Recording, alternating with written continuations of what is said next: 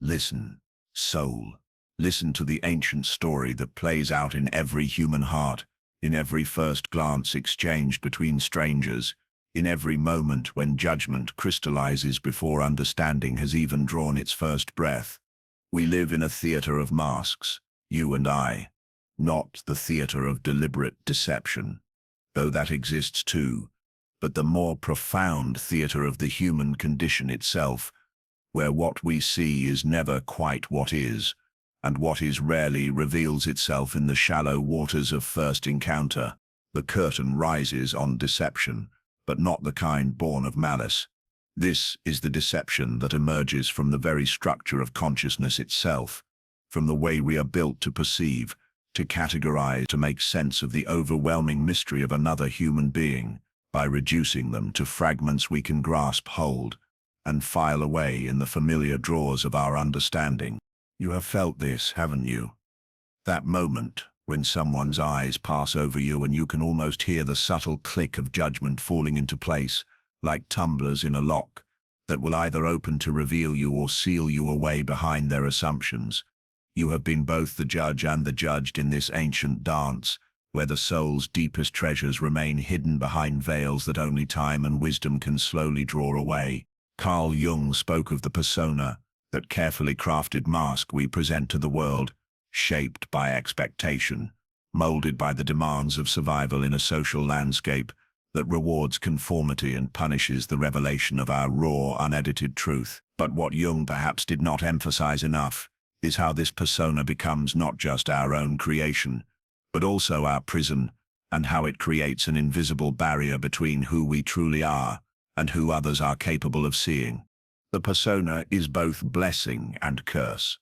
It allows us to function, to move through the world without the exhausting vulnerability of complete transparency. Yet it also ensures that we will be perpetually misunderstood, perpetually meeting the world through the filter of what we think it can handle, what we believe it will accept.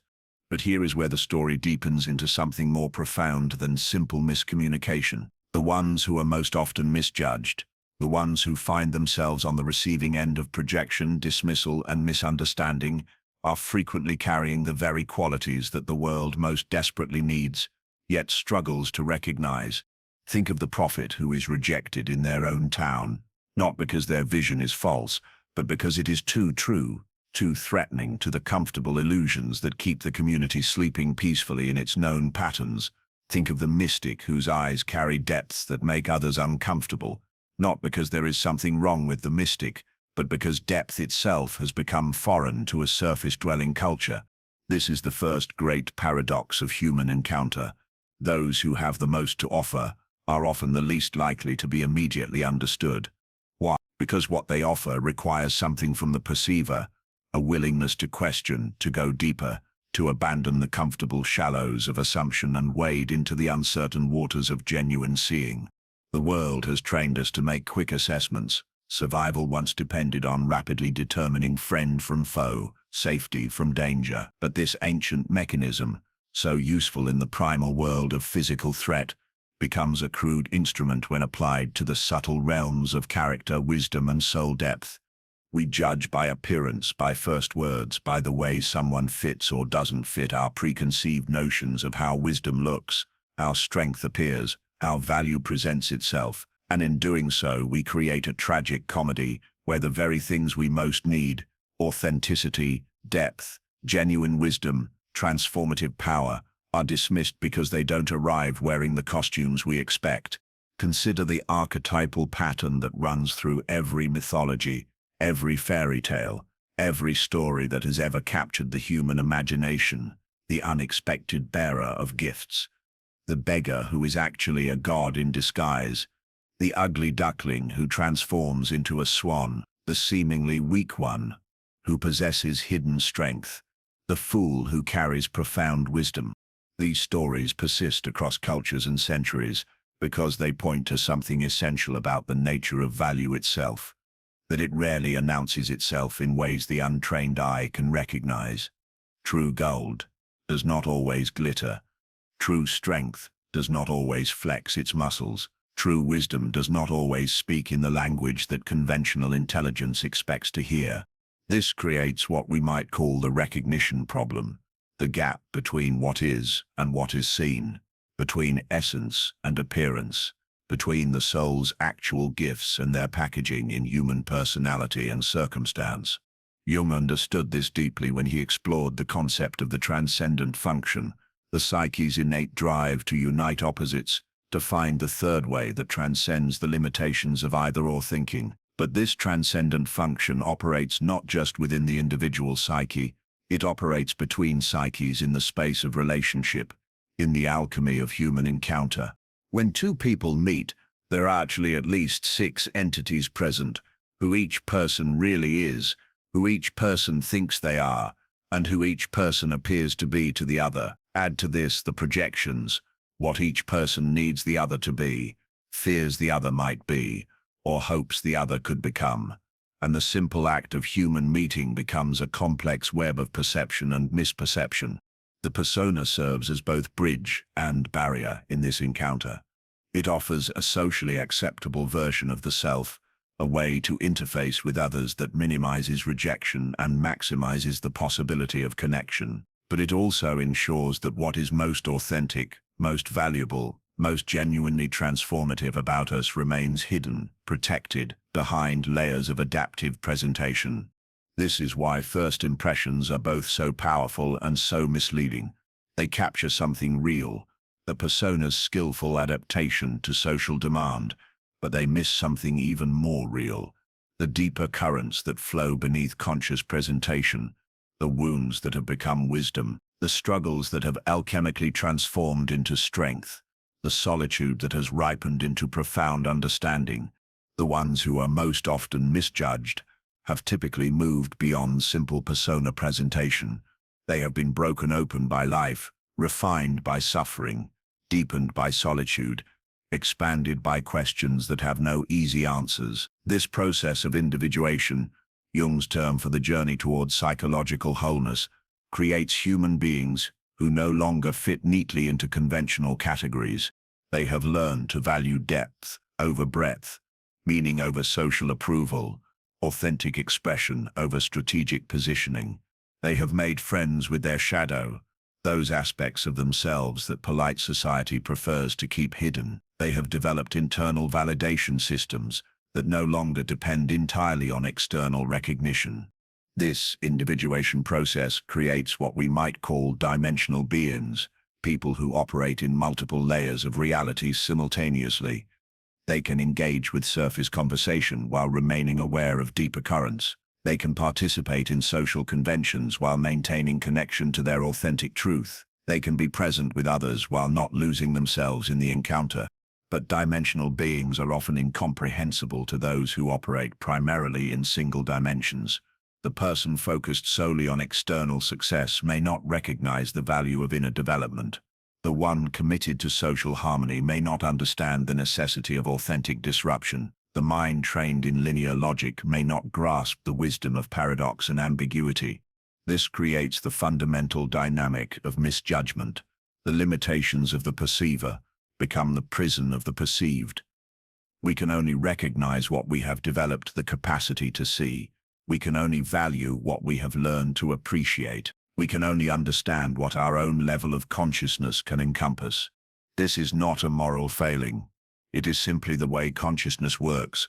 We perceive through the lens of our own development, our own wounds, our own fears, our own longings. The person who has never questioned their own assumptions may not recognize the courage required to live by authentic values rather than social expectations.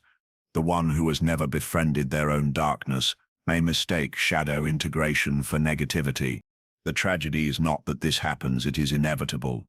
The tragedy is that we so rarely recognize it happening, so rarely pause to consider that our immediate impression might be filtering reality through the specific limitations of our own seeing. Jung's concept of projection becomes crucial here. We don't just see others as they are, we see them through the lens of our own unconscious material. We project onto them our own rejected qualities, our own unintegrated potential, our own fears about what we might become or what we fear we already are. The person who is truly at peace with solitude may appear antisocial to someone who fears their own aloneness. The one who has learned to embrace their mistakes as teachers may seem irresponsible to someone still trying to maintain a perfect image. The individual who questions conventional wisdom may appear threatening to someone whose identity depends on unexamined beliefs. This means that the moment of first encounter is never neutral. It is always colored by what each person brings to the meeting, not just their conscious intentions, but their unconscious needs, fears, and unresolved material. The veil of first impressions is woven from the threads of both souls' hidden contents. And so we return to the archetypal framework that Jung mapped so brilliantly: the ego's encounter with the other, the known meeting the unknown, the conscious mind grappling with what it cannot immediately categorize or control. In this encounter, some people threaten the ego's comfortable arrangements simply by existing authentically. They remind us of possibilities we have abandoned, depths we have avoided, questions we have chosen not to ask. Their very presence can trigger what Jung called enantiodromia, the psyche's tendency to swing toward its opposite when any position becomes too extreme or rigid. The person who has built their identity on being nice may feel disturbed by someone who values honesty over social harmony. The one who has organized their life around external achievement may feel unsettled by someone who has chosen inner development over conventional success. The individual who maintains control through rigid thinking may feel threatened by someone who embraces uncertainty and paradox. This is why authenticity can be so challenging for others to be around. It is not aggressive or demanding, but it is a form of invitation, an implicit suggestion that there might be other ways to be, other values to live by, other depths to explore. The authentic person becomes a mirror, reflecting back not what others want to see, but what they need to see in order to grow. And growth, even necessary growth, often feels like threat before it feels like gift. So the veil of first impressions serves a protective function for both the seer and the seen. It allows the perceiver to maintain their current level of consciousness without the disruption that true seeing might bring. And it allows the perceived to move through the world without constantly challenging others' comfort zones simply by being themselves. But veils, while protective, also obscure. They keep us safe, and they keep us separate. They prevent immediate judgment, and they prevent immediate recognition. They are both the problem and, paradoxically, part of the solution. For in a world where authenticity was immediately recognizable and consistently valued, would the journey of individuation have the same transformative power? Would the development of internal validation carry the same significance? Would the capacity to stand alone with one's truth create the same strength of character? Perhaps the veil serves not just as obstacle but as crucible. The very difficulty of being seen and understood becomes part of what refines the soul, part of what develops the capacity to value truth over approval, essence over appearance, depth over surface acceptance. The theater of first impressions, then, is not a mistake to be corrected, but a mystery to be lived, a paradox to be inhabited, a sacred space where souls meet across the bridge of limitation, and sometimes, in moments of grace, glimpse the gold that lies hidden beneath the persona's careful presentation. This is where our journey begins, in this recognition that we are all both the misjudger and the misjudged, both the one behind the veil and the one trying to see through it. This is the starting point for everything that follows.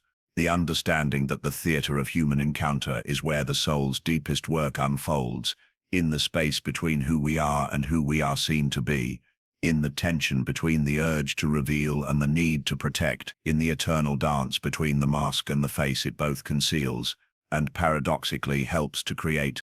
There is a silence that speaks louder than words, deeper than sound, more profound than the endless chatter that fills the spaces between human souls like nervous laughter at a funeral. This is not the silence of emptiness, but the silence of fullness, the pregnant pause that holds more meaning than 1,000 conversations, the sacred quiet that contains within itself the echoes of all the words that were considered, weighed, and found unnecessary.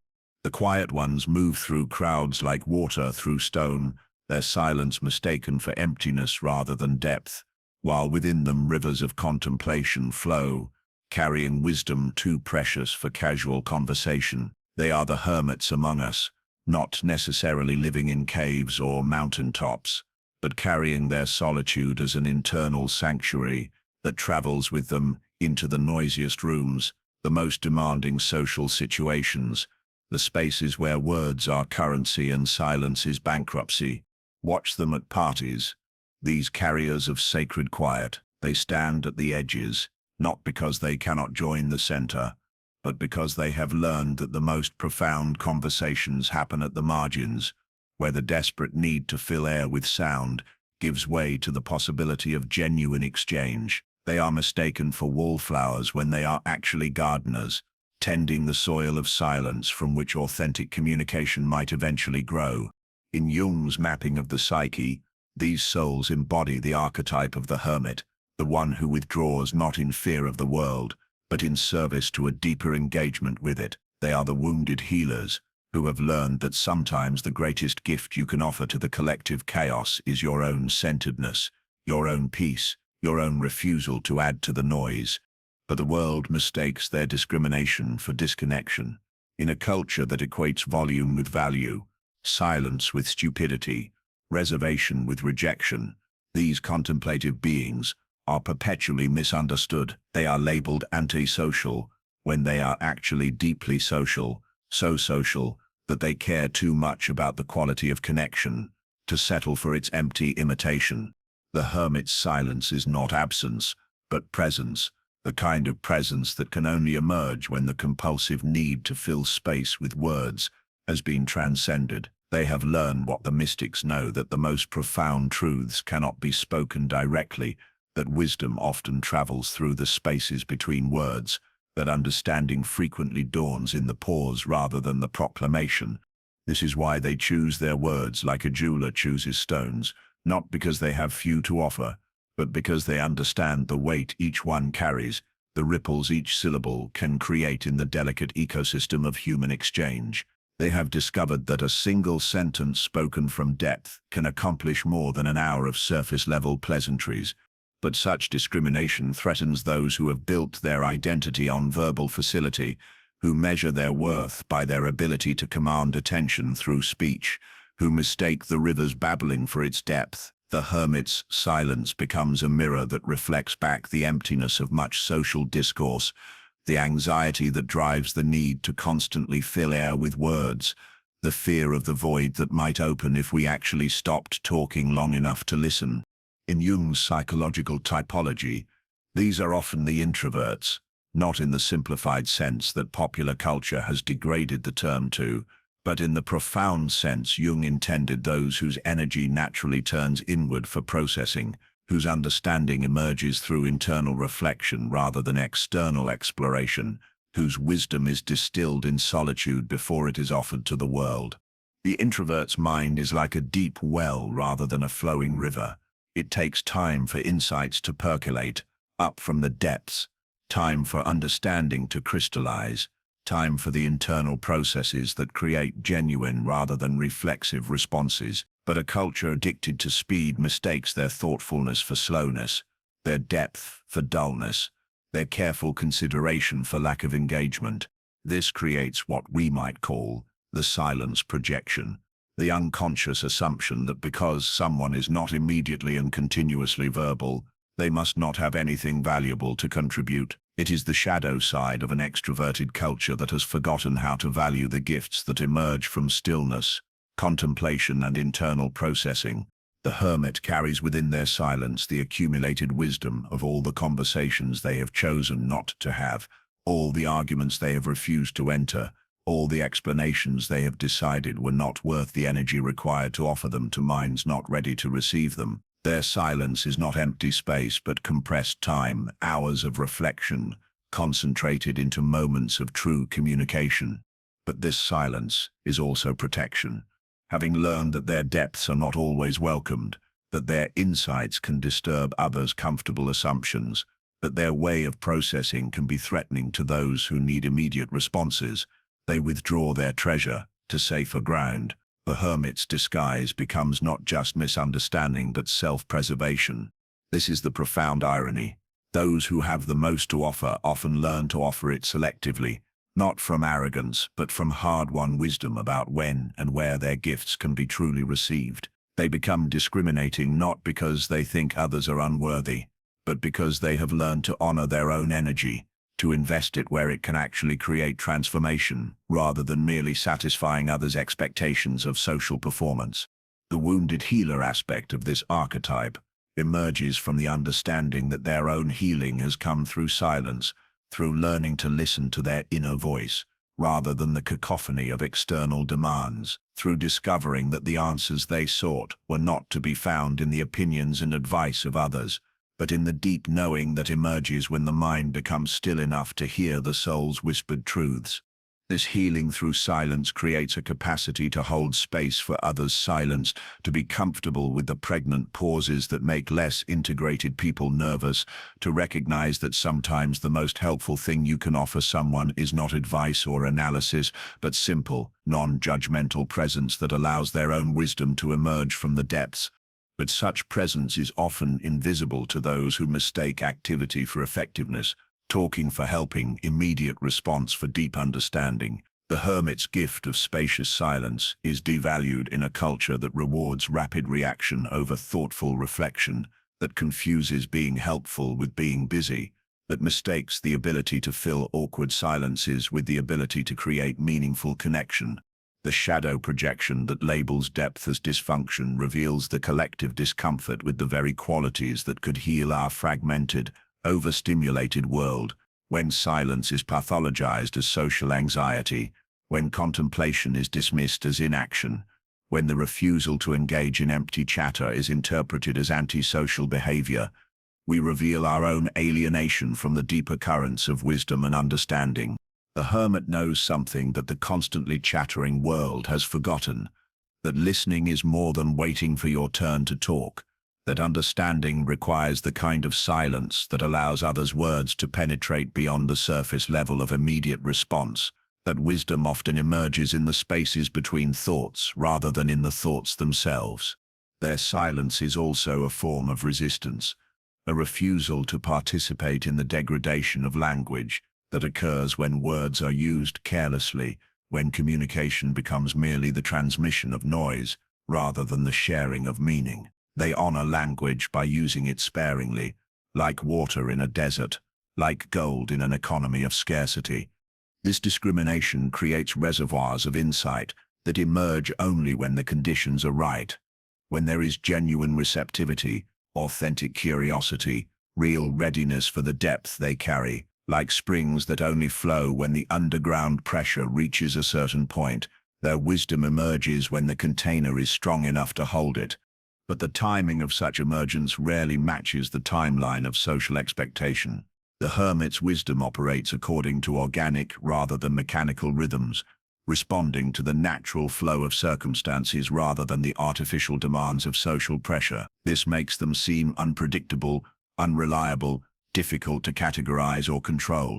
In truth, they are simply responding to deeper laws, the laws of authenticity rather than acceptability, the laws of timing rather than efficiency, the laws of organic unfolding rather than forced production. They have learned to trust the natural intelligence of the psyche, which knows when it is safe to emerge, when the conditions are right for true exchange, when their silence can finally give birth to words that matter.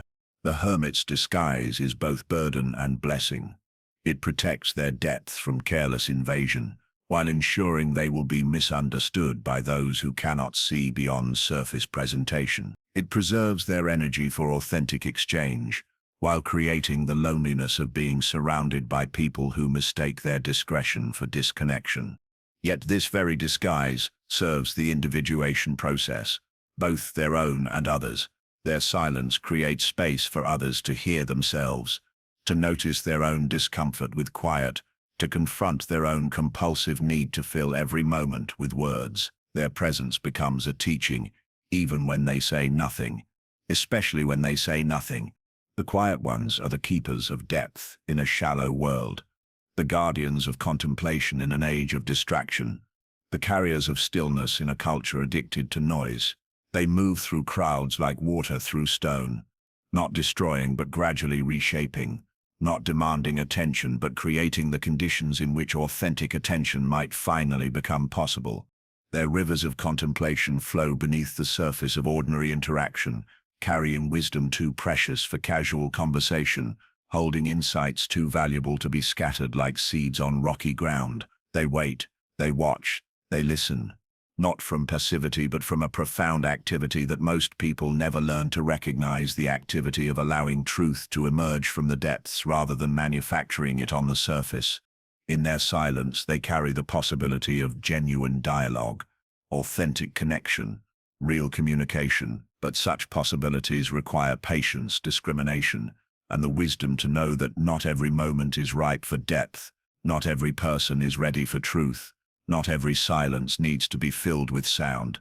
The hermit's disguise conceals treasures that the world desperately needs, but rarely knows how to receive.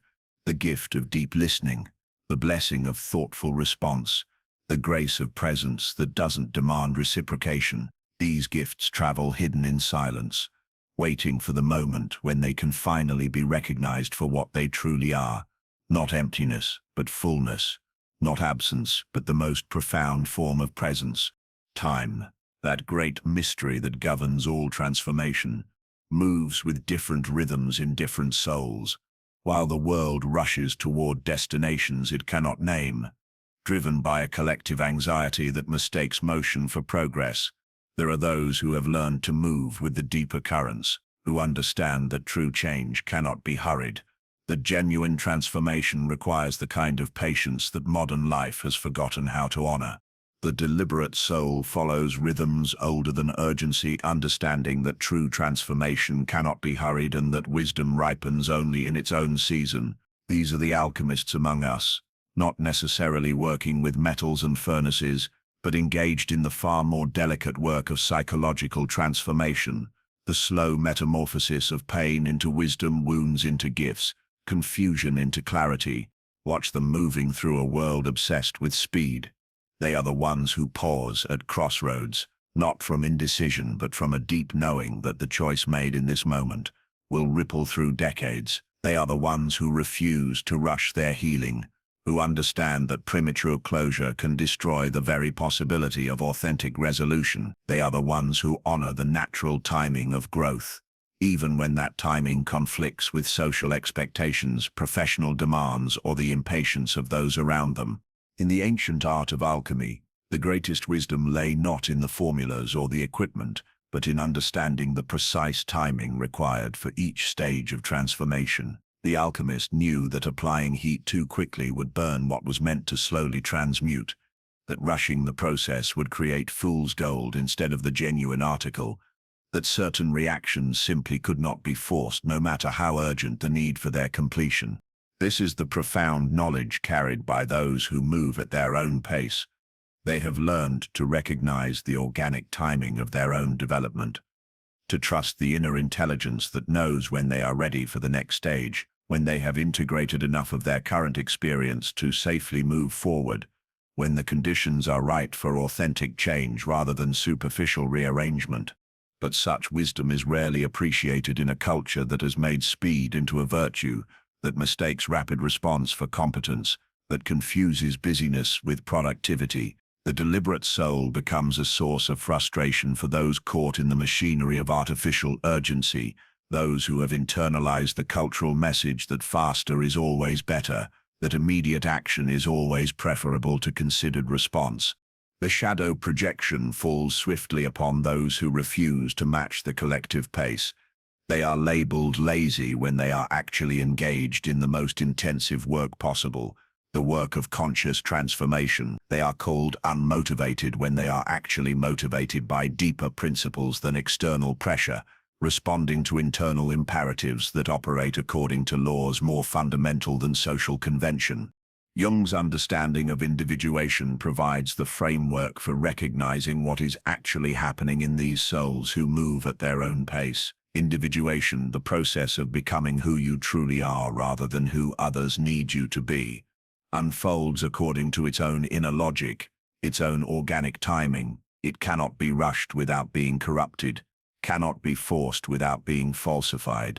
The individuation process requires what Jung called the transcendent function, the psyche's ability to hold the tension between opposites long enough for a new synthesis to emerge. But synthesis cannot be manufactured. It must be allowed to emerge from the deep unconscious processes that work below the level of conscious control.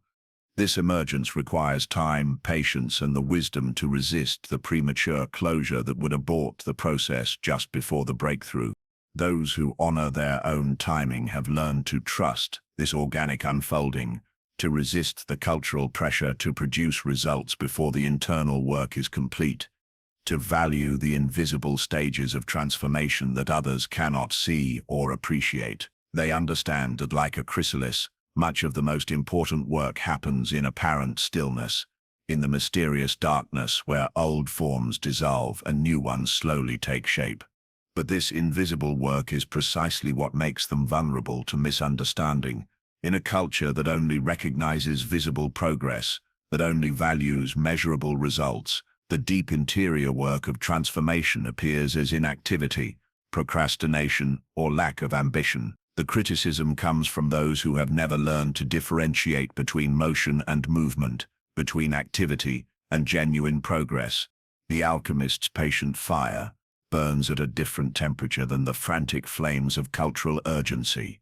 It is the fire of sustained attention rather than explosive action, the fire of consistent inner work rather than dramatic external gestures. This fire transforms slowly but thoroughly, creating changes that last because they emerge from the depths rather than being imposed from the surface.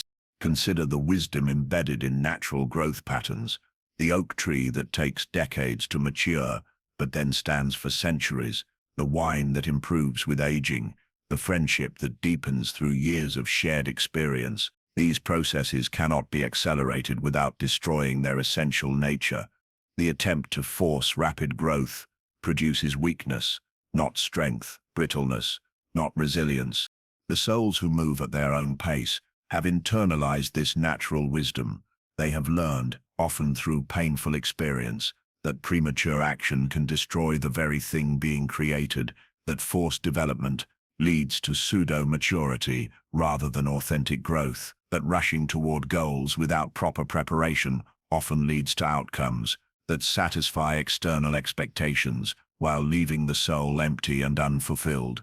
This creates what we might call the timing paradox. Those who appear to be moving slowly are often engaged in the most profound and lasting forms of change, while those who appear to be moving quickly are often simply rearranging surface elements without touching the deeper structures that actually determine their experience. The patient soul has learned to recognize the difference between preparation and procrastination, between honoring natural timing and avoiding necessary action. They understand that certain experiences must be fully digested before new ones can be properly absorbed, that certain lessons must be integrated before new learning becomes possible, that certain wounds must be allowed to heal completely before the system can handle new challenges.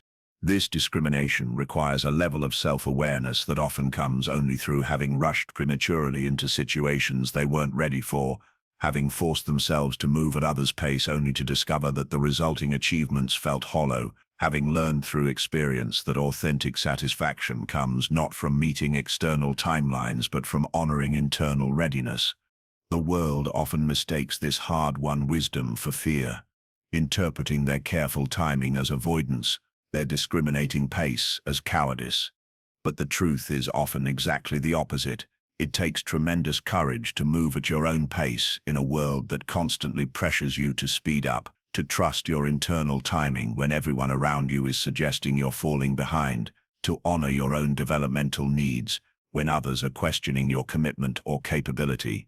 This courage becomes even more profound when we consider the social cost of refusing to match the collective pace. In professional settings, those who insist on thorough preparation may be passed over for promotions given to those who move quickly even if less thoughtfully. In relationships, those who need time to process may be pressured by partners who mistake speed of response for depth of caring. In educational settings, Those who learn through contemplation may be disadvantaged by systems designed to reward rapid performance.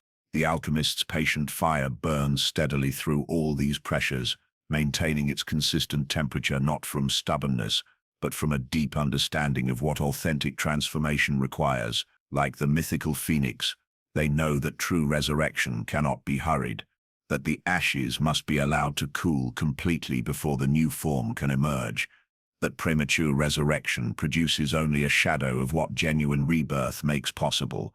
Jung's concept of enantiodromia, the psyche's tendency to swing toward its opposite when any position becomes too extreme, helps us understand why forced acceleration so often produces its opposite result. The person who rushes through every experience without proper integration often finds themselves stuck in repetitive patterns, making the same mistakes over and over because they never took time to understand what went wrong. The soul that refuses to honor its natural timing often finds itself trapped in a cycle of apparent progress that leads nowhere new. The patient soul has learned to recognize these cycles and to break them by introducing the element that the rushed approach always lacks: time for genuine understanding, space for authentic integration, patience for the slow alchemy that transforms experience into wisdom. This is why their pace appears so threatening to those caught in the machinery of artificial speed. The deliberate soul's refusal to rush serves as a mirror reflecting the anxiety that drives compulsive motion, the fear of stillness that keeps others in constant motion, the deep terror of discovering what might emerge if they actually stopped running long enough to feel what they've been avoiding. The patient fire also reveals the difference between being driven and being drawn. Those who move at the world's pace are often driven by external pressures, internal anxieties, the need to prove themselves or avoid criticism. But those who honor their own timing are drawn by deeper attractions, the pull of authentic interest, the call of genuine readiness, the mysterious magnetism of right timing. This creates a qualitatively different kind of movement through life. Instead of the jerky, anxious motion of those driven by external forces, the patient soul moves with the fluid grace of one following their authentic energy, responding to invitations rather than demands, choosing when to engage based on internal alignment rather than external pressure. Such movement requires a level of self-trust that can only develop through practice, through learning to distinguish between the voice of authentic timing and the voice of fear-based avoidance, between honoring natural rhythms and hiding from necessary growth. This discrimination is itself an art, requiring years of careful attention to the subtle signals that indicate readiness versus resistance, rightness versus premature forcing. The alchemist's laboratory becomes the entire field of their lived experience, with every situation offering opportunities to practice this discrimination, to notice when they are being pulled forward by genuine readiness and when they are being pushed by anxiety or external pressure. They learn to feel the difference in their body, to recognize it in their energy levels, to sense it in the quality of their engagement. This bodily wisdom often conflicts with mental ideas about how fast they should be moving, what they should have accomplished by now, where they should be in their development. The patient soul has learned to trust the body's intelligence over the mind's comparisons, to honor their actual energy over their conceptual expectations. But this trust requires enormous strength in a culture that constantly tells us to override our natural rhythms, to push through fatigue, to ignore the subtle signals that indicate we need more time, more preparation, more integration before moving to the next stage. The alchemist's patient fire burns with the fuel of this hard-won trust, maintaining its steady temperature despite all external pressure to burn faster or brighter. The deeper truth is that those who move at their own pace are often serving not just their own individuation, but the collective need for a different relationship with time, speed, and development. In a world spinning ever faster toward destinations it cannot name, they offer the radical possibility of moving according to wisdom rather than anxiety, according to natural law rather than artificial urgency. Their deliberate pace becomes a form of resistance to the speed addiction that characterizes modern life, a quiet rebellion against the assumption that faster is always better, deeper is always more. Sooner is always preferable to later. They demonstrate through their lived example that there is another way to move through time with attention rather than distraction, with intention rather than compulsion, with trust in natural timing rather than fear of falling behind. The patient fire burns with its own light, creating its own warmth, following its own ancient rhythm. It transforms what it touches not through force, but through sustained attention, not through speed, but through depth, not through impressive displays of rapid change, but through the quiet miracle of authentic development that unfolds in its own season, according to its own inner wisdom, honoring the organic laws that govern all genuine transformation. In their refusal to rush, these souls carry the secret of lasting change, that wisdom ripens only in its own season, that authentic transformation cannot be hurried without being corrupted, that the deepest changes happen in the patient darkness of inner work, where old forms slowly dissolve and new ones gradually emerge, following rhythms older than urgency, deeper than the surface demands of a world that has forgotten how to wait for its own healing. There is a darkness that is not the absence of light, but light's mysterious twin, the fertile shadow from which all authentic illumination emerges. In a world that paints itself in primary colors of good and evil, right and wrong, acceptable and shameful, there are those who have learned to walk the twilight path, where opposites dance together in eternal embrace, where the rejected aspects of being reveal themselves as hidden sources of power, creativity, and profound wisdom. They walk this path carrying their darkness, not as shame but as fertile soil from which their most authentic growth emerges.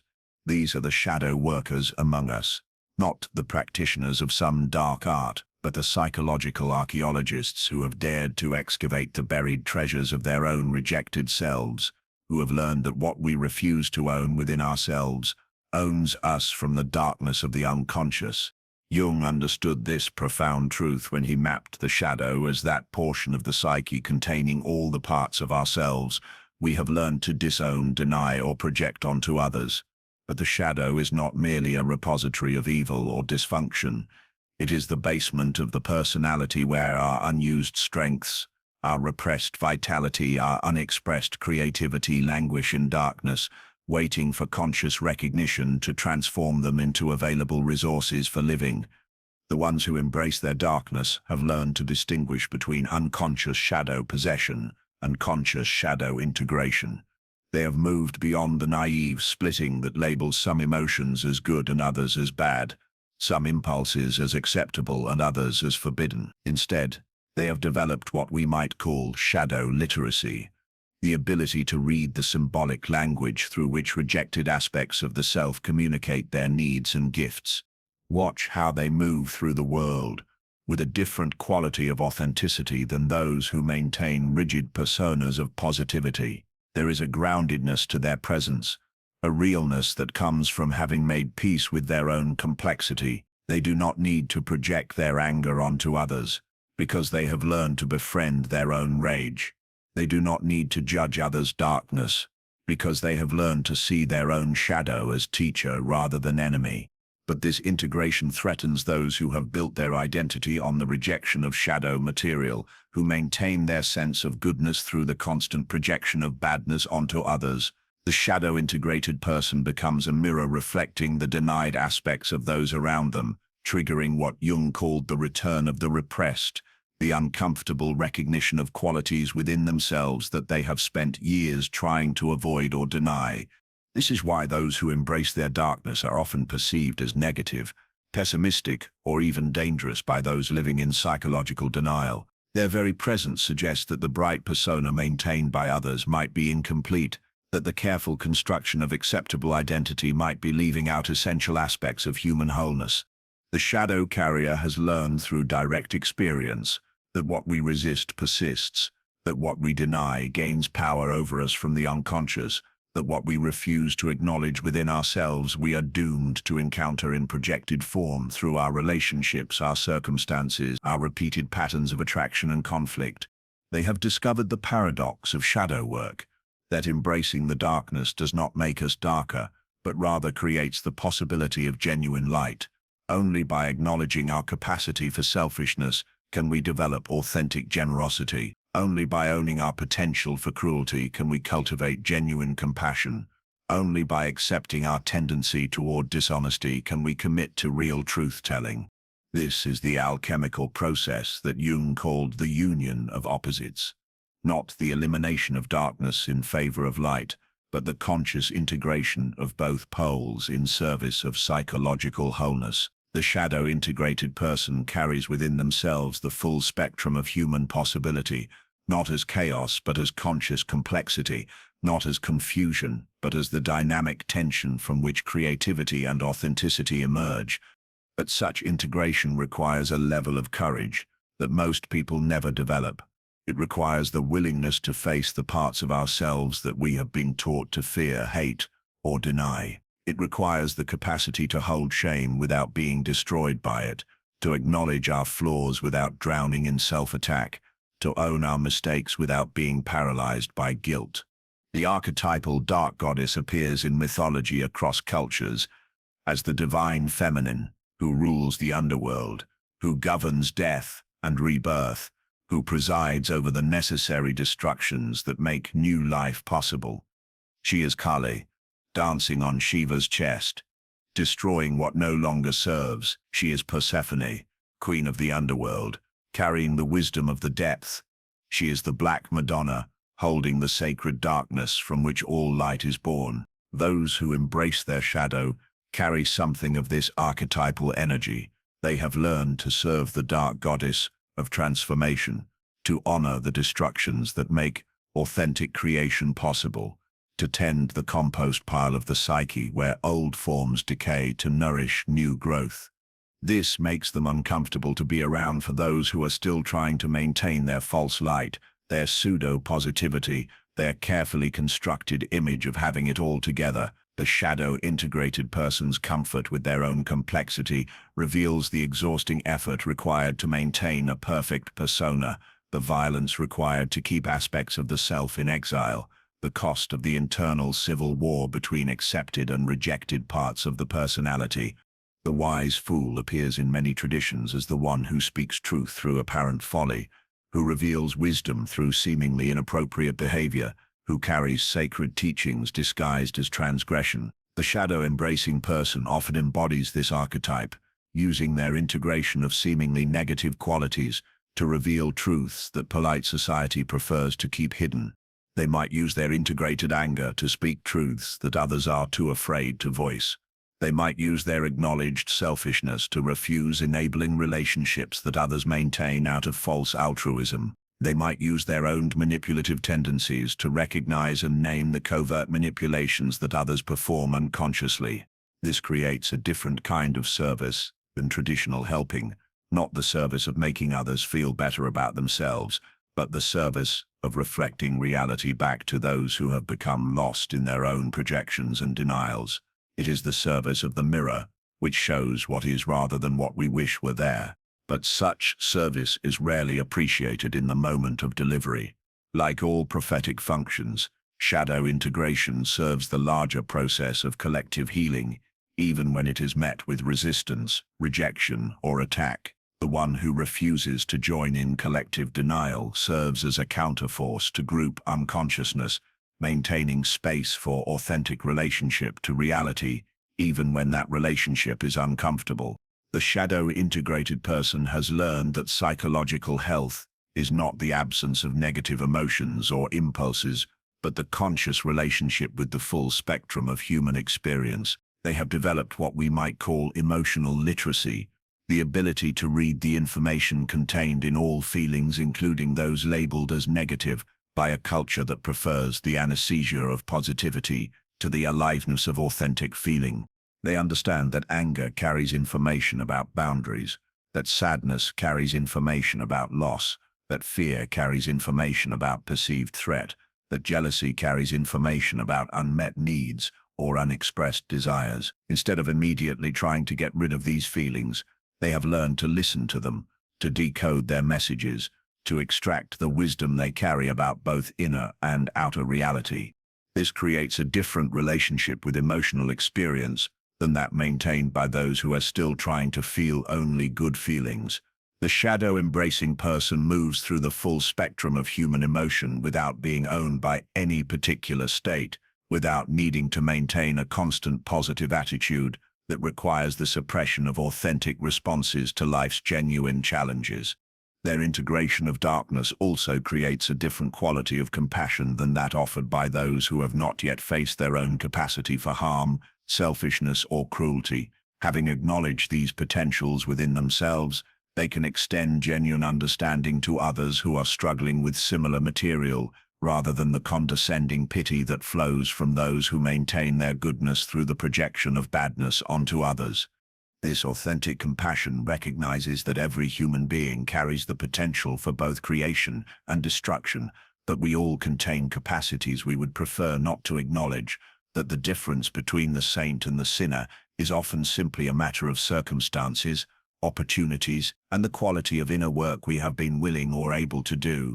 The shadow-integrated person has learned to hold this paradox without collapsing into moral relativism. They understand that acknowledging our potential for harm does not excuse causing harm, that owning our capacity for selfishness does not justify selfish behavior, that integrating our darkness does not mean acting it out unconsciously upon others.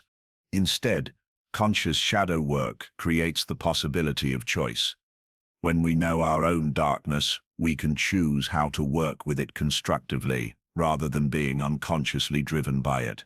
When we own our aggressive impulses, we can channel them into healthy assertiveness rather than destructive attack. When we acknowledge our manipulative tendencies, we can use that same energy for skillful influence in service of positive outcomes.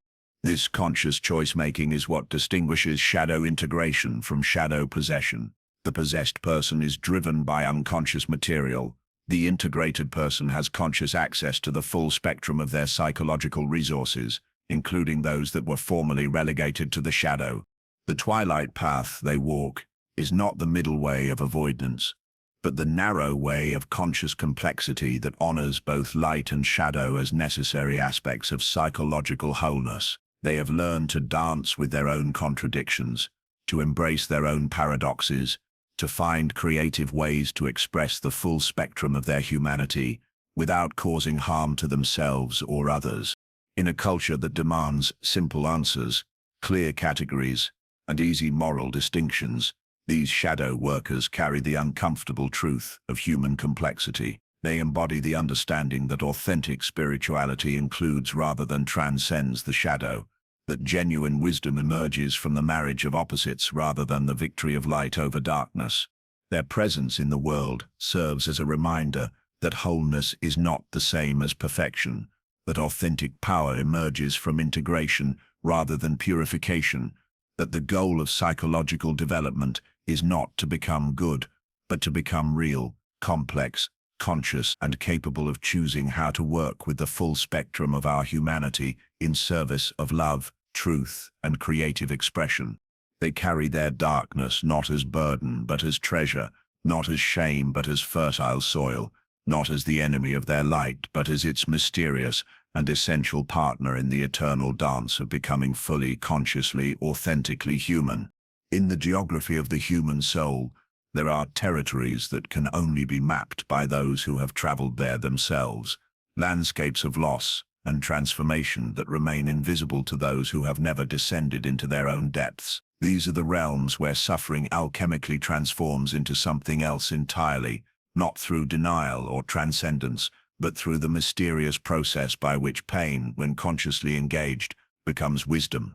The wounded ones carry in their scars the maps of territories where most fear to venture, their suffering alchemically transformed into a gold that glows in darkness, a lighthouse beacon for others, navigating the storms of their own becoming. They are the phoenixes among us, not because they have risen above their ashes, but because they have learned to burn consciously, to allow the flames of experience to consume what no longer serves while preserving what is essential, eternal, indestructible in the core of their being.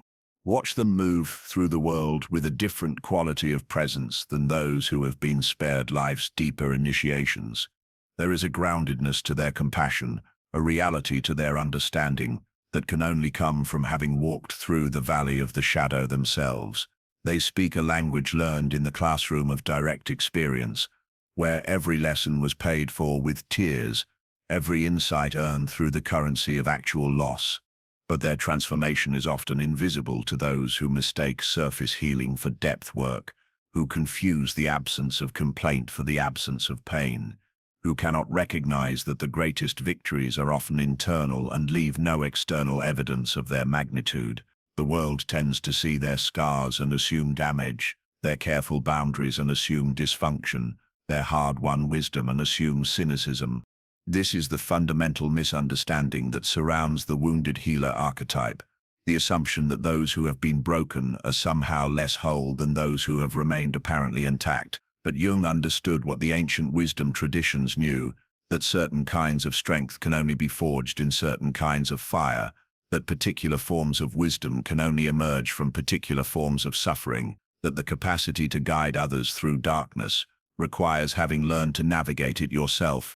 The wounded healer carries within their being the evidence of what Jung called enantiodromia, the psyche's remarkable capacity to transform into its opposite when conditions are right. They have witnessed firsthand how the greatest suffering can become the source of the greatest compassion, how the deepest wounds can become wellsprings of healing power, how the most devastating losses can clear space for the most profound discoveries. But this transformation is not automatic. It is not the inevitable result of experiencing pain, but the fruit of conscious engagement with suffering, the outcome of choosing to work with rather than against the process of breakdown and reconstruction that trauma initiates. Many experience pain, fewer learn to transform it. Many are wounded, fewer become healers. Many are broken, fewer discover that the broken places can become sources of strength, rather than simply sites of vulnerability. The difference lies in the quality of relationship one develops with suffering itself. Those who transform pain into wisdom have learned to see their wounds not as evidence of their failure, but as initiations into deeper levels of reality, not as punishments to be endured, but as invitations to discover capacities they never knew they possessed. This requires a fundamental shift in perspective that most people never make, from seeing themselves as victims of their circumstances to recognizing themselves as participants in a larger process of becoming, from experiencing their pain as meaningless chaos to discovering it as meaningful initiation, from resisting their suffering to engaging with it as a teacher whose lessons, however harsh, serve their deepest growth.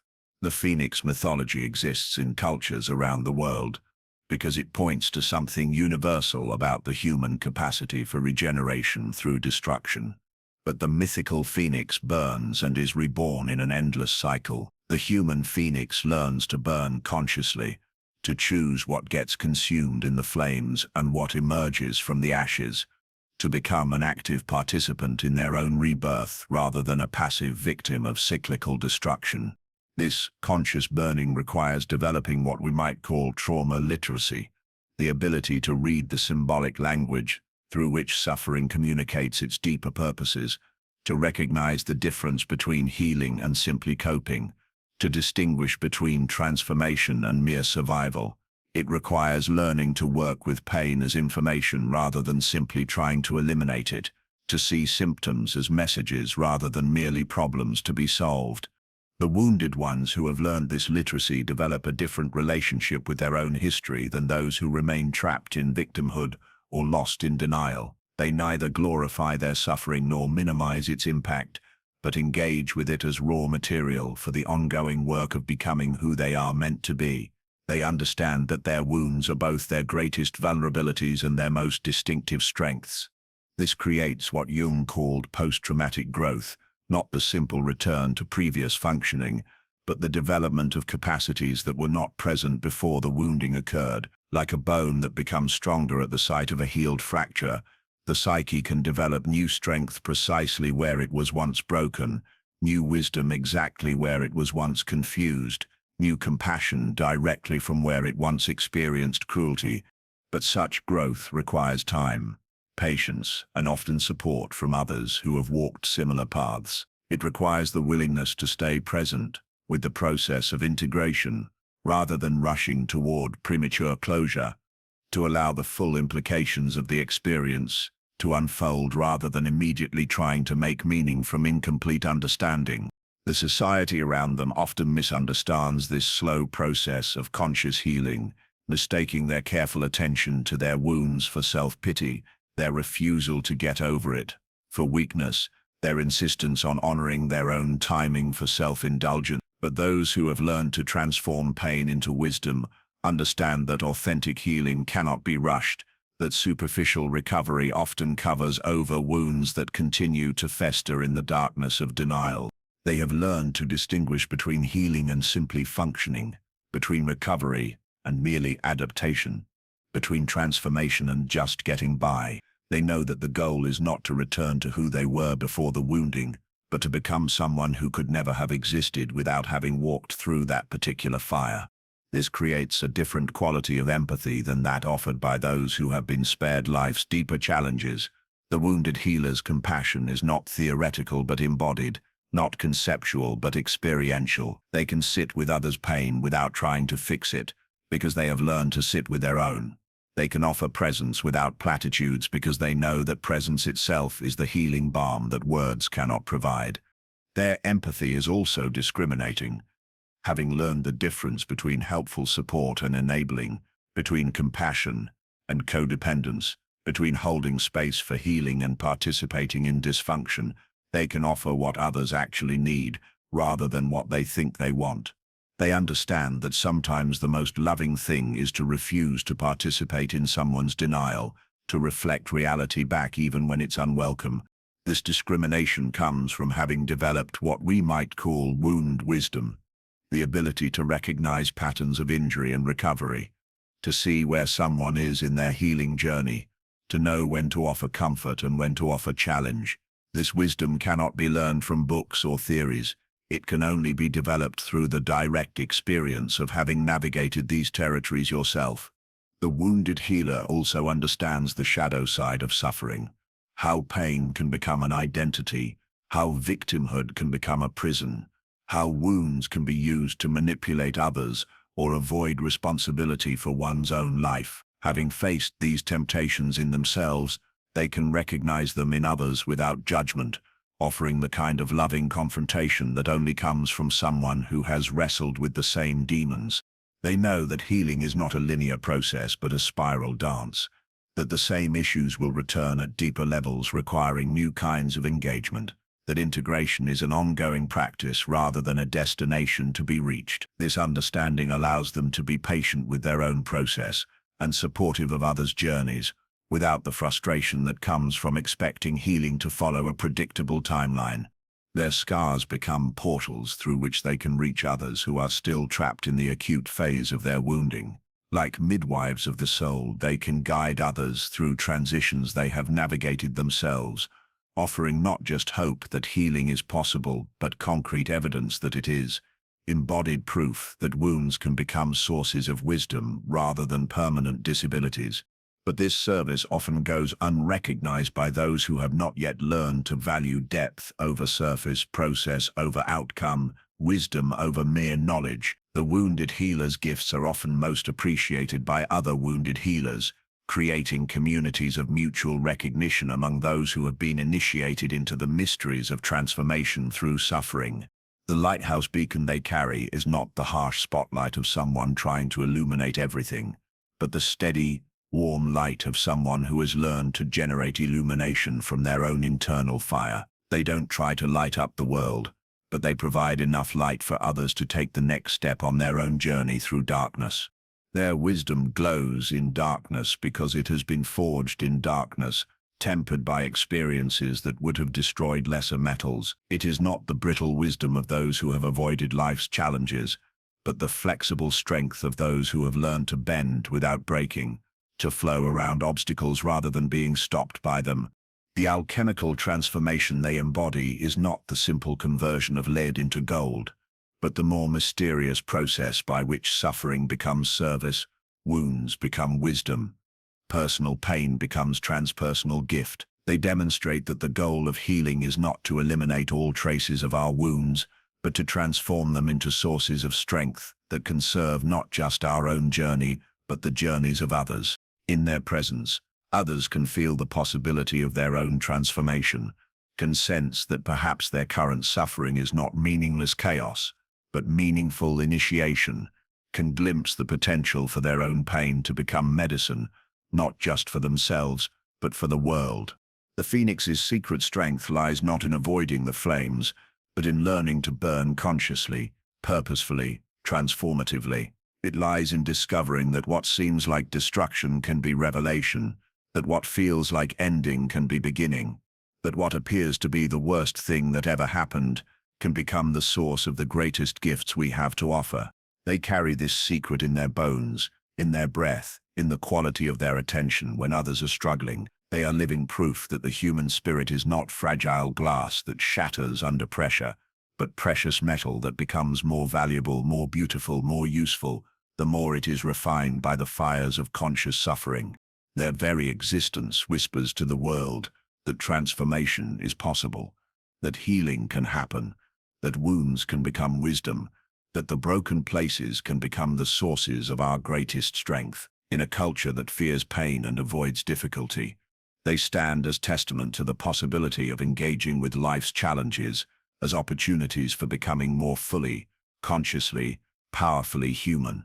There are those who cannot sleep in the comfortable beds of collective assumption, who toss and turn in the night of mass agreement, whose rest is disturbed by questions that others have learned to silence. In the cathedral of collective assumption, they are the ones who notice the cracks in the foundation, whose questions disturb the comfortable sleep of mass agreement, serving truth even when it costs them acceptance. They carry within them what Jung called the transcendent function, the psyche's relentless drive toward truth that often conflicts with social conformity, the inner imperative that demands authentic relationship with reality, even when such relationship threatens the comfortable illusions that keep communities sleeping peacefully in their familiar patterns. Watch them in meetings, in family gatherings, in social situations where everyone else nods along with statements that don't quite ring true. They are the ones who raise their hand when no one else will, who ask the question everyone is thinking but no one dares voice, who point out the elephant in the room that everyone has agreed to pretend isn't there. But their questioning is not mere contrarianism or rebellious posturing.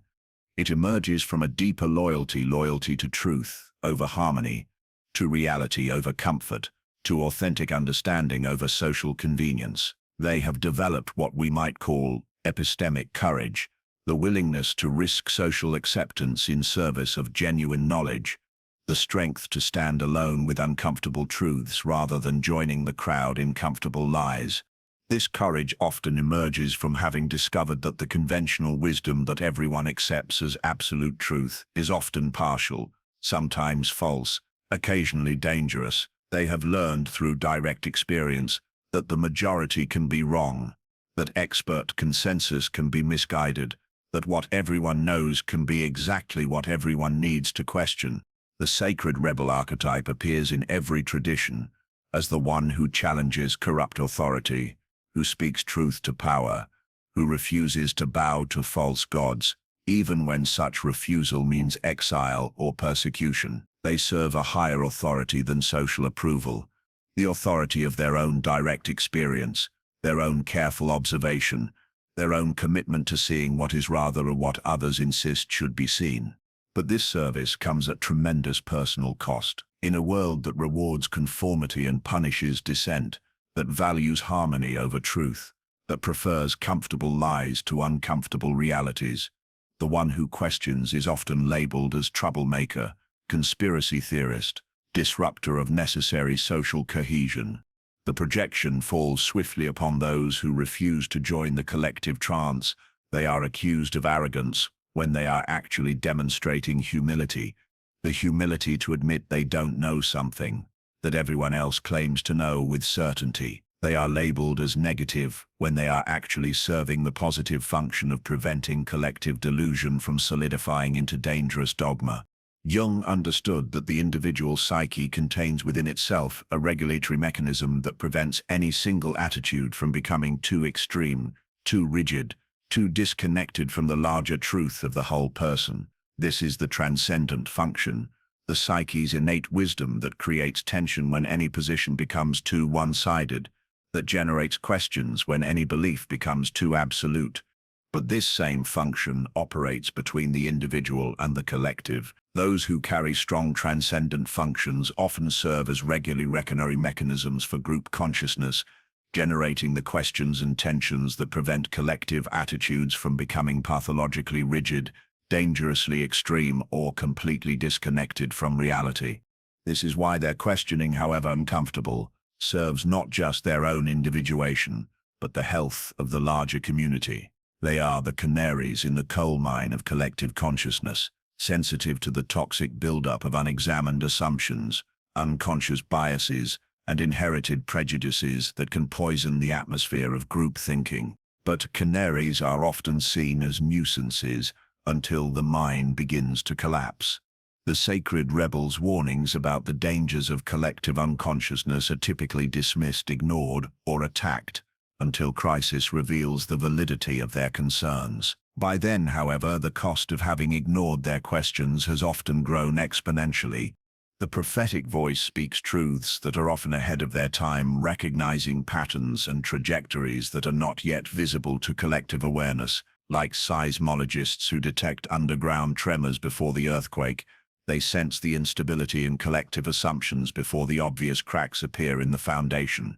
This creates what we might call the Cassandra complex, the burden of seeing truly but not being believed, of offering necessary warnings that are dismissed as pessimism or paranoia. The sacred rebel learns to carry this burden with grace, understanding that their service to truth is not dependent on immediate recognition or acceptance.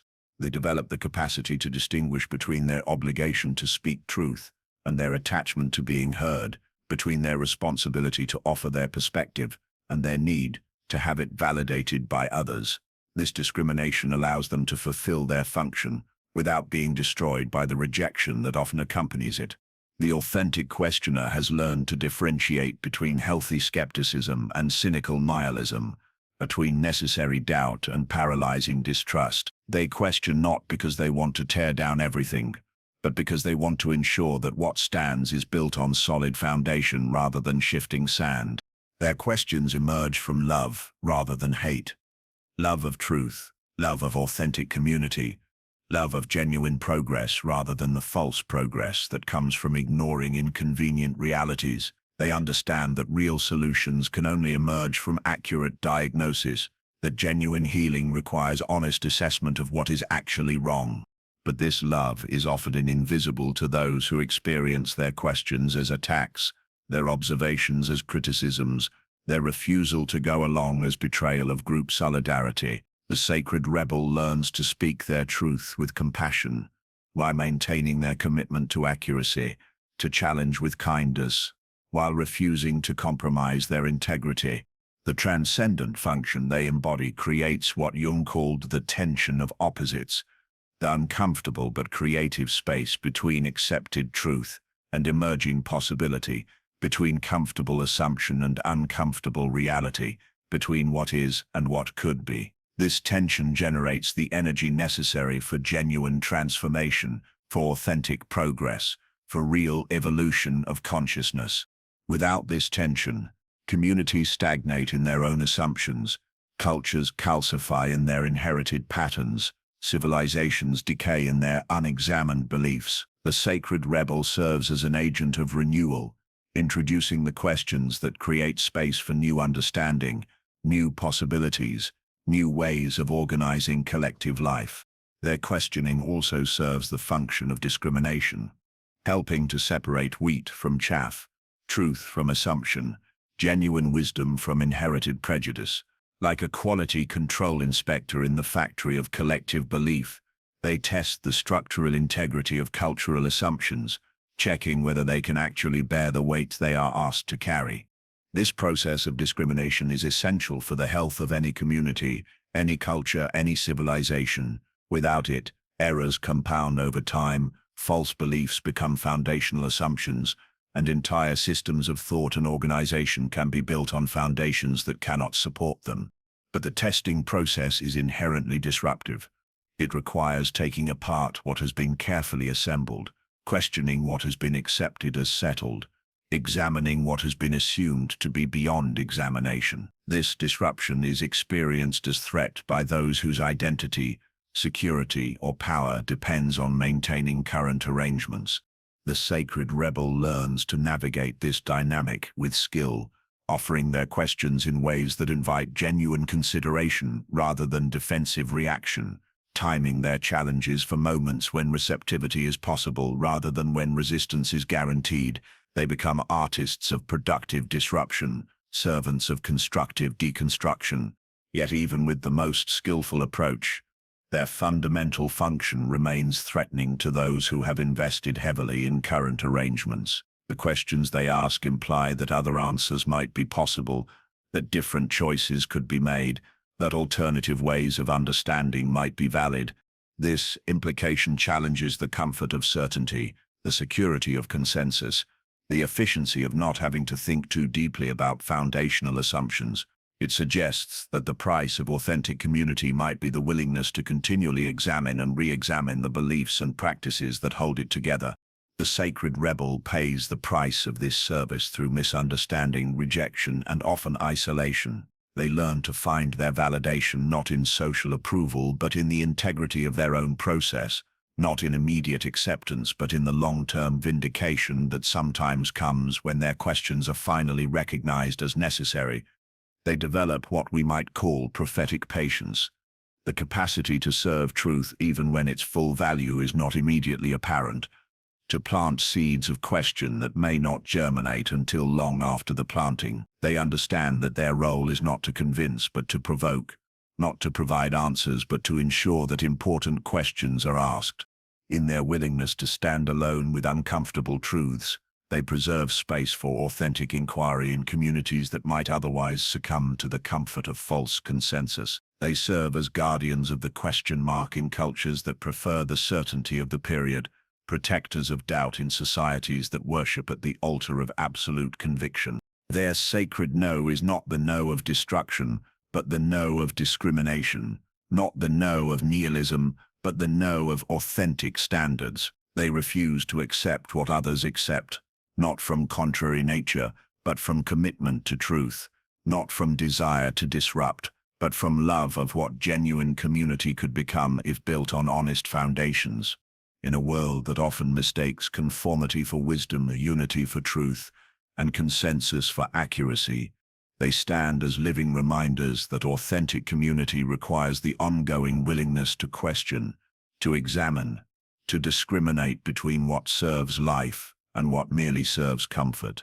Their rebellion is sacred because it serves not their own ego, but the larger process of collective individuation, the community's journey toward greater consciousness, more authentic organization, deeper alignment with truth. They are midwives of collective awakening, helping birth new understanding through the labor pains of necessary questioning. The cracks they notice in the foundation are not problems to be ignored, but invitations to build something stronger, more authentic, more aligned with reality. Their questions disturb comfortable sleep, not to create insomnia but to awaken communities to possibilities they could never discover, while dreaming in the false comfort of unexamined assumptions. Now we must step back and see the larger pattern, the sacred geometry that emerges when these 5 traits combine within a single soul. These 5 traits form a sacred geometry in the soul, each point connected to the others in an invisible web that creates a different kind of human being, one whose value cannot be measured by conventional scales, like stars in a constellation that appear separate from Earth, but are actually part of a larger celestial pattern. These traits, the hermit's silence, the alchemist's patience, the shadow worker's integration, the wounded healer's transformation, the sacred rebel's questioning, form together a coherent archetypal structure that Jung might recognize as the pattern of the individuated soul. This is not mere coincidence.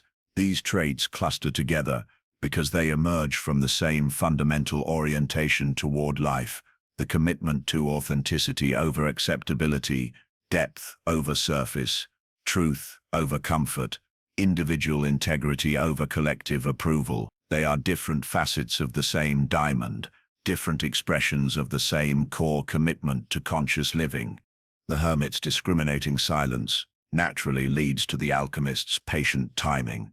Both emerge from the understanding that authentic communication and genuine transformation cannot be forced but must unfold according to their own organic rhythms. The depth that creates meaningful silence is the same depth that honors natural timing, recognizing that surface urgency often conflicts with deeper wisdom. This patience with natural timing creates space for shadow integration. The slow work of befriending rejected aspects of the self cannot be rushed without creating false integration that leaves the shadow still operative, but now disguised. The alchemist's patient fire provides the steady heat necessary for the gradual transformation of lead into gold, fear into wisdom, rejected qualities into conscious resources. The conscious relationship with shadow material naturally leads to the wounded healer's capacity to transform pain into wisdom. Having learned to work with their own darkness constructively, they develop the skills necessary to work with their wounds in similar fashion, not denying or transcending their pain, but engaging with it as raw material for psychological and spiritual development. This capacity to transform suffering into service creates the foundation for the sacred rebel's questioning. Having learned to work constructively with their own rejected qualities and painful experiences, they develop the courage and discrimination necessary to question collective assumptions, to challenge inherited wisdom, to serve truth, even when it conflicts with social harmony. But the constellation works in all directions. The sacred rebel's commitment to truth supports the hermit's discrimination about when and with whom to share their depths. The wounded healer's hard-won wisdom informs the alchemist's patience with natural timing. The shadow worker's integration creates the groundedness that supports authentic questioning rather than reactive rebellion. This creates what Jung called a differentiated personality, one that has moved beyond simple identification with collective values, social roles, or external expectations toward a more complex, conscious, authentic way of being. Such differentiation requires the integration of opposites, silence and speech, patience and action, darkness and light, woundedness and healing, acceptance and rebellion. The differentiated person has learned to hold paradox without collapsing into confusion, to maintain complexity without fragmenting into chaos, to embody authenticity without losing the capacity for appropriate social functioning. They have developed what we might call dimensional consciousness, the ability to operate simultaneously in multiple layers of reality. They can engage in surface conversation while remaining aware of deeper currents, participate in social conventions while maintaining connection to their authentic truth, fulfill external roles while not losing themselves in performance. This dimensional quality is what makes them so difficult to categorize, so challenging to understand, so impossible to reduce to simple explanations.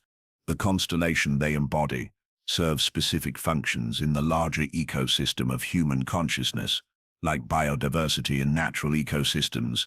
Psychological diversity in human communities serves essential functions that become apparent only when such diversity is threatened or eliminated.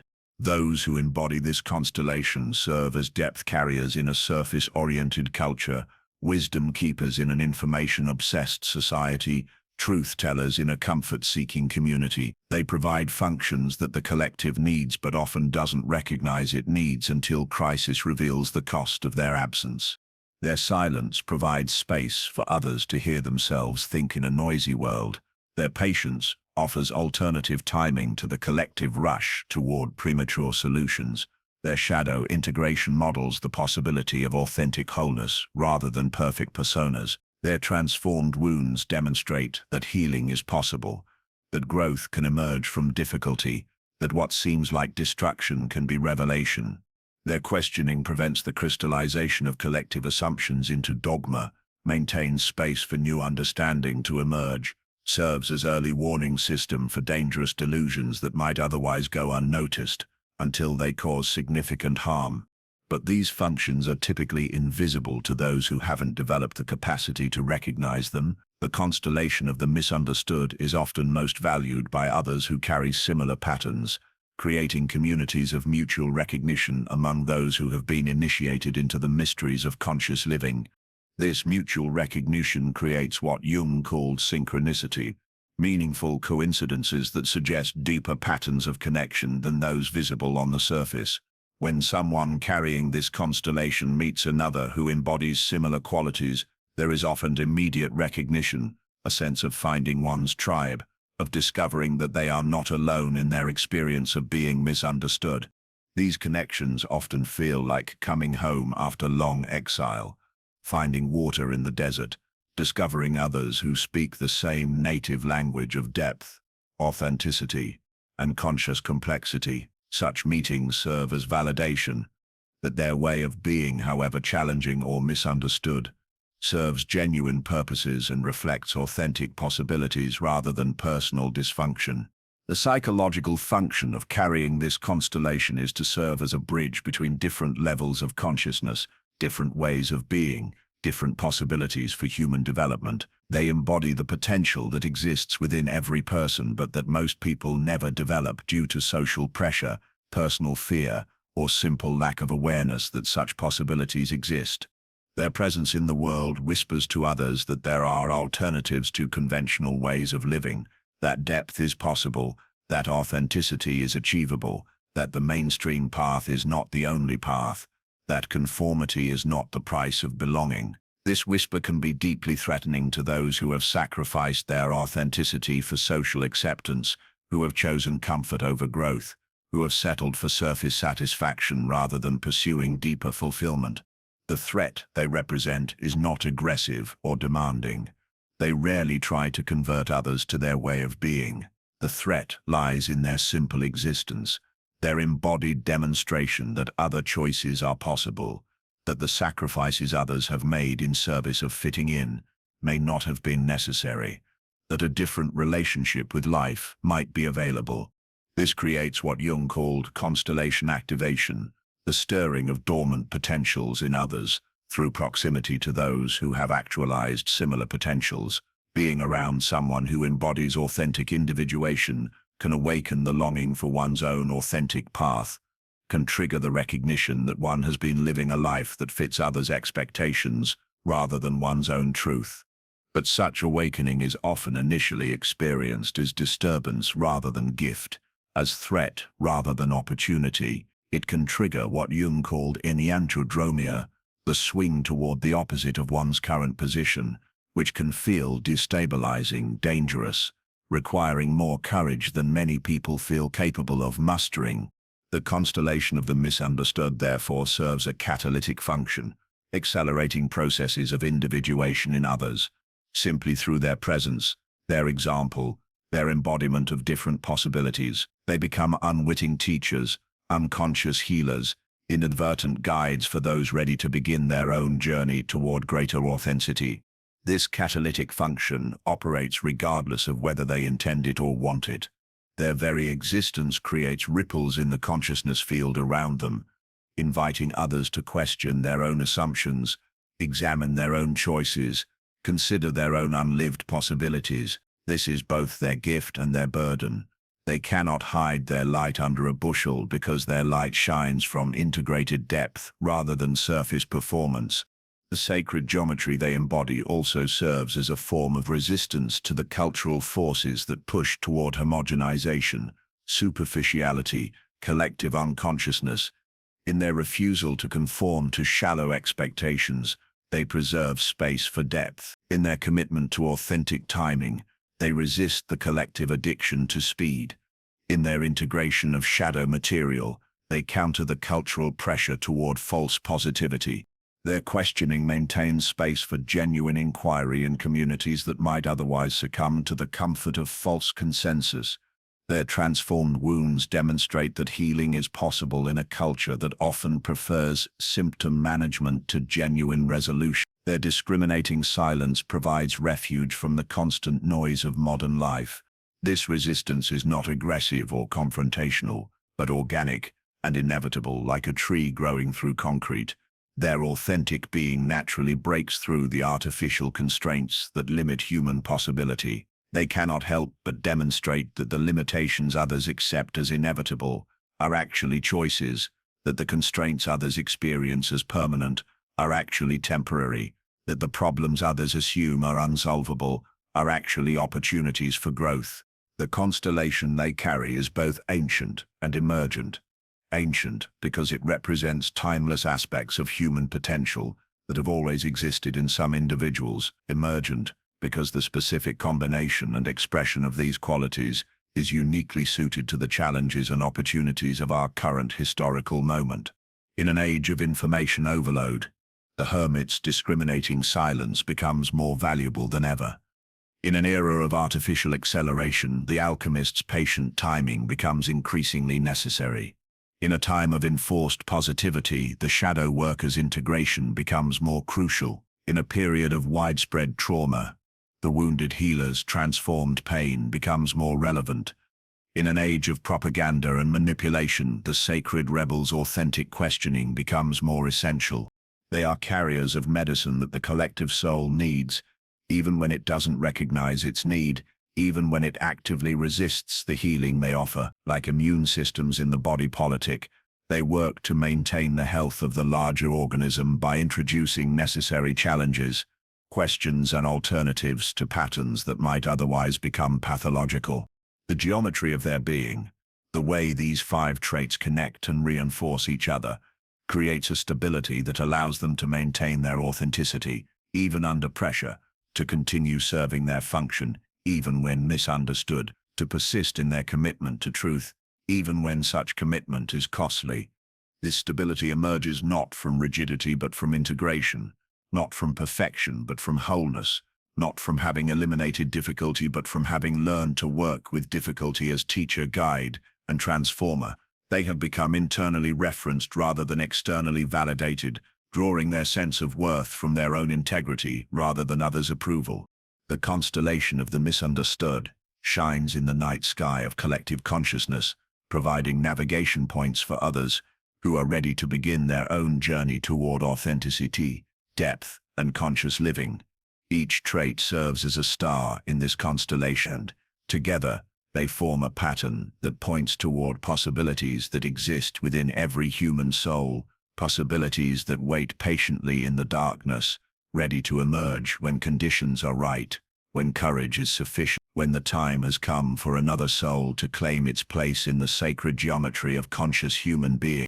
In the theater of human projection, those who carry depth become unwilling actors in dramas they did not write, playing roles assigned by the unconscious fears and unintegrated material of those around them. Those who carry depth become unwilling mirrors, reflecting back what others cannot bear to see in themselves, receiving projections of fear, judgment, and rejection from those who mistake the messenger for the message. This is perhaps the most painful aspect of carrying the constellation of authentic individuation, becoming a repository for others' unconscious material, a screen upon which the rejected aspects of other souls are projected with such force and conviction that the projections can feel more real than the actual person beneath them. Jung understood projection as one of the fundamental mechanisms of the unconscious psyche, the automatic tendency to see in others what we cannot or will not see in ourselves. But what he explored primarily in the context of intimate relationships operates with equal force in the broader social field, creating a systematic misunderstanding of those whose authenticity threatens others. Psychological defenses. Watch how it happens. The person who has chosen silence over empty words becomes the recipient of projections about being antisocial, unfriendly, superior, or judgmental, often from those who are unconsciously aware of the emptiness in their own constant chatter. The projection reveals more about the projector's fear of their own inner void than about the actual nature of the silent one. The one who moves at their own pace becomes a screen for others' anxiety about time, productivity, and achievement. They are labeled lazy by those driven by their own unexamined compulsions, called unmotivated by those who have lost touch with their own authentic motivations, criticized for falling behind by those who are unconsciously aware they are running toward destinations they cannot name. The shadow integrator receives projections of negativity from those who maintain their false light through the constant exile of their own darkness. They are accused of being pessimistic, depressing, or emotionally unstable by those who cannot tolerate the reflection of their own disowned material, who need others to carry the darkness they refuse to acknowledge within themselves. The wounded healer becomes a magnet for others' discomfort with pain, loss, and vulnerability. They are told they are dwelling on the past by those who are terrified of their own unprocessed trauma, advised to get over it by those who have never learned the difference between healing and bypassing, criticized for their process by those who mistake dissociation for emotional health. The sacred rebel receives projections of destructiveness, negativity, and troublemaking from those whose identity depends on never questioning the systems that contain them. They are labeled conspiracy theorists by those who cannot tolerate uncertainty, called divisive by those whose unity depends on shared denial, accused of being difficult by those who have confused compliance with wisdom. These projections are not random. They follow the precise logic of psychological defense, targeting exactly those qualities that the projector most needs to develop, but most fears to acknowledge. The projection serves the dual function of keeping the projector's disowned material safely externalized while simultaneously attacking the mirror that reflects their own unlived possibilities. This creates what we might call the persecution of potential, the systematic misunderstanding and rejection of those who embody qualities that others could develop but choose to avoid. The persecution serves to maintain the projector's current level of consciousness by eliminating reminders of alternative possibilities, by silencing witnesses to different ways of being. But the projection dynamic serves another, more subtle function.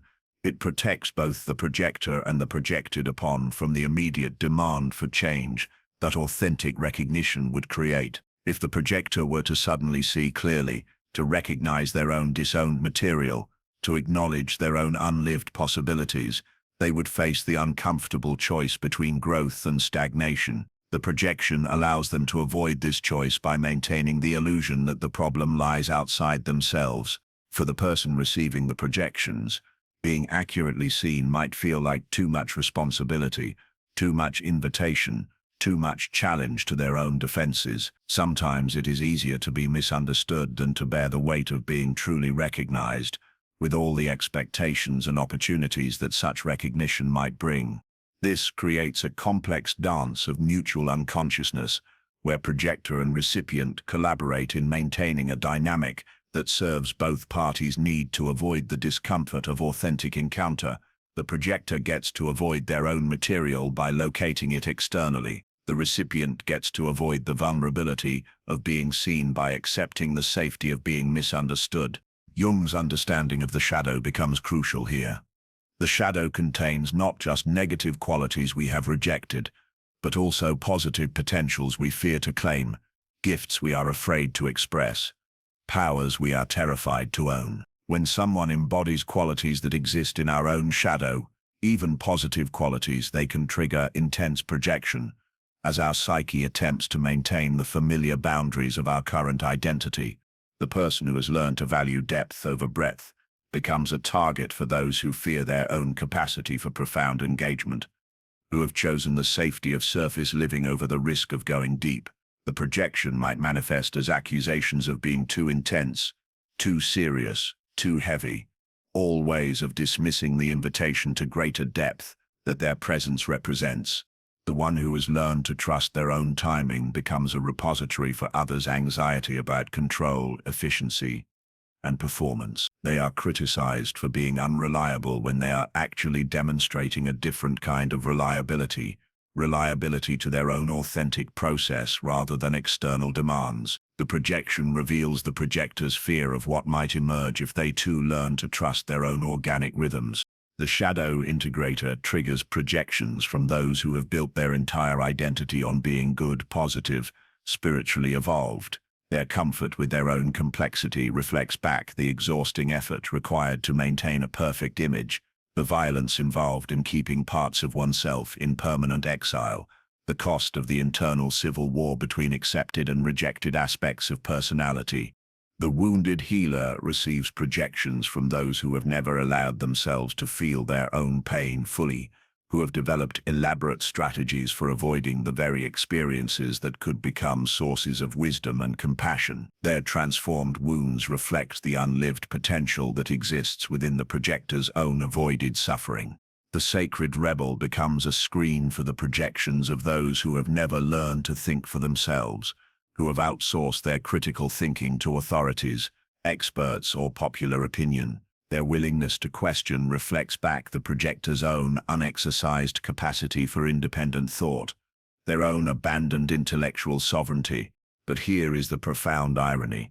Those who carry the most projections are often those who have done the most work to reclaim their own projections, to own their own shadow material, to integrate their own rejected aspects. They have learned to see clearly, which makes them threatening to those who still live in the fog of unconscious projection. This creates what we might call the clarity penalty, the social cost of having done one's own psychological work, the isolation that can result from no longer participating in the collective dance of mutual projection and denial. Clear seeing can become a form of exile when most of the community prefers to live in shared illusion. The person who receives heavy projections often finds themselves in the impossible position of being blamed for problems they didn't create, criticized for qualities they don't possess, held responsible for others' emotional reactions to their own disowned material. They become unwilling therapists, forced to hold space for others' unconscious processing whether they consent to this role or not.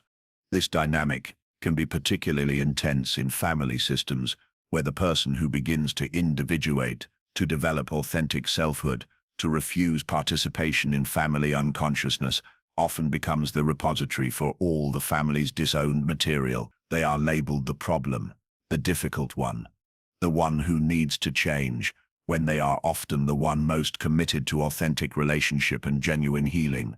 In work environments, the person who refuses to participate in toxic dynamics, who maintains their integrity in the face of collective compromise, who asks questions that others prefer not to examine, often becomes the target of projection from those whose adaptation to the system requires them to disown their own ethical sensitivity, their own capacity for critical thinking, their own longing for authentic engagement.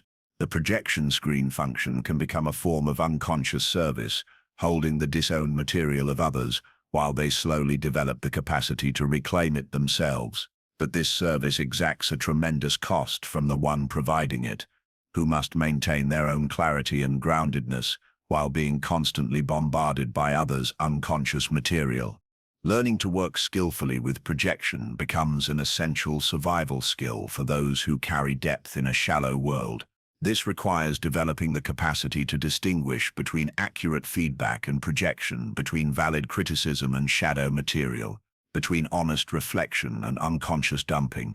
The skill involves learning to not take on others' projections as truth, while remaining open to genuine feedback, to maintain compassion for those who project, while protecting oneself from the toxicity of their unconscious material, to serve the function of mirror, when appropriate, while refusing to become a dumping ground for others' unprocessed psychological waste.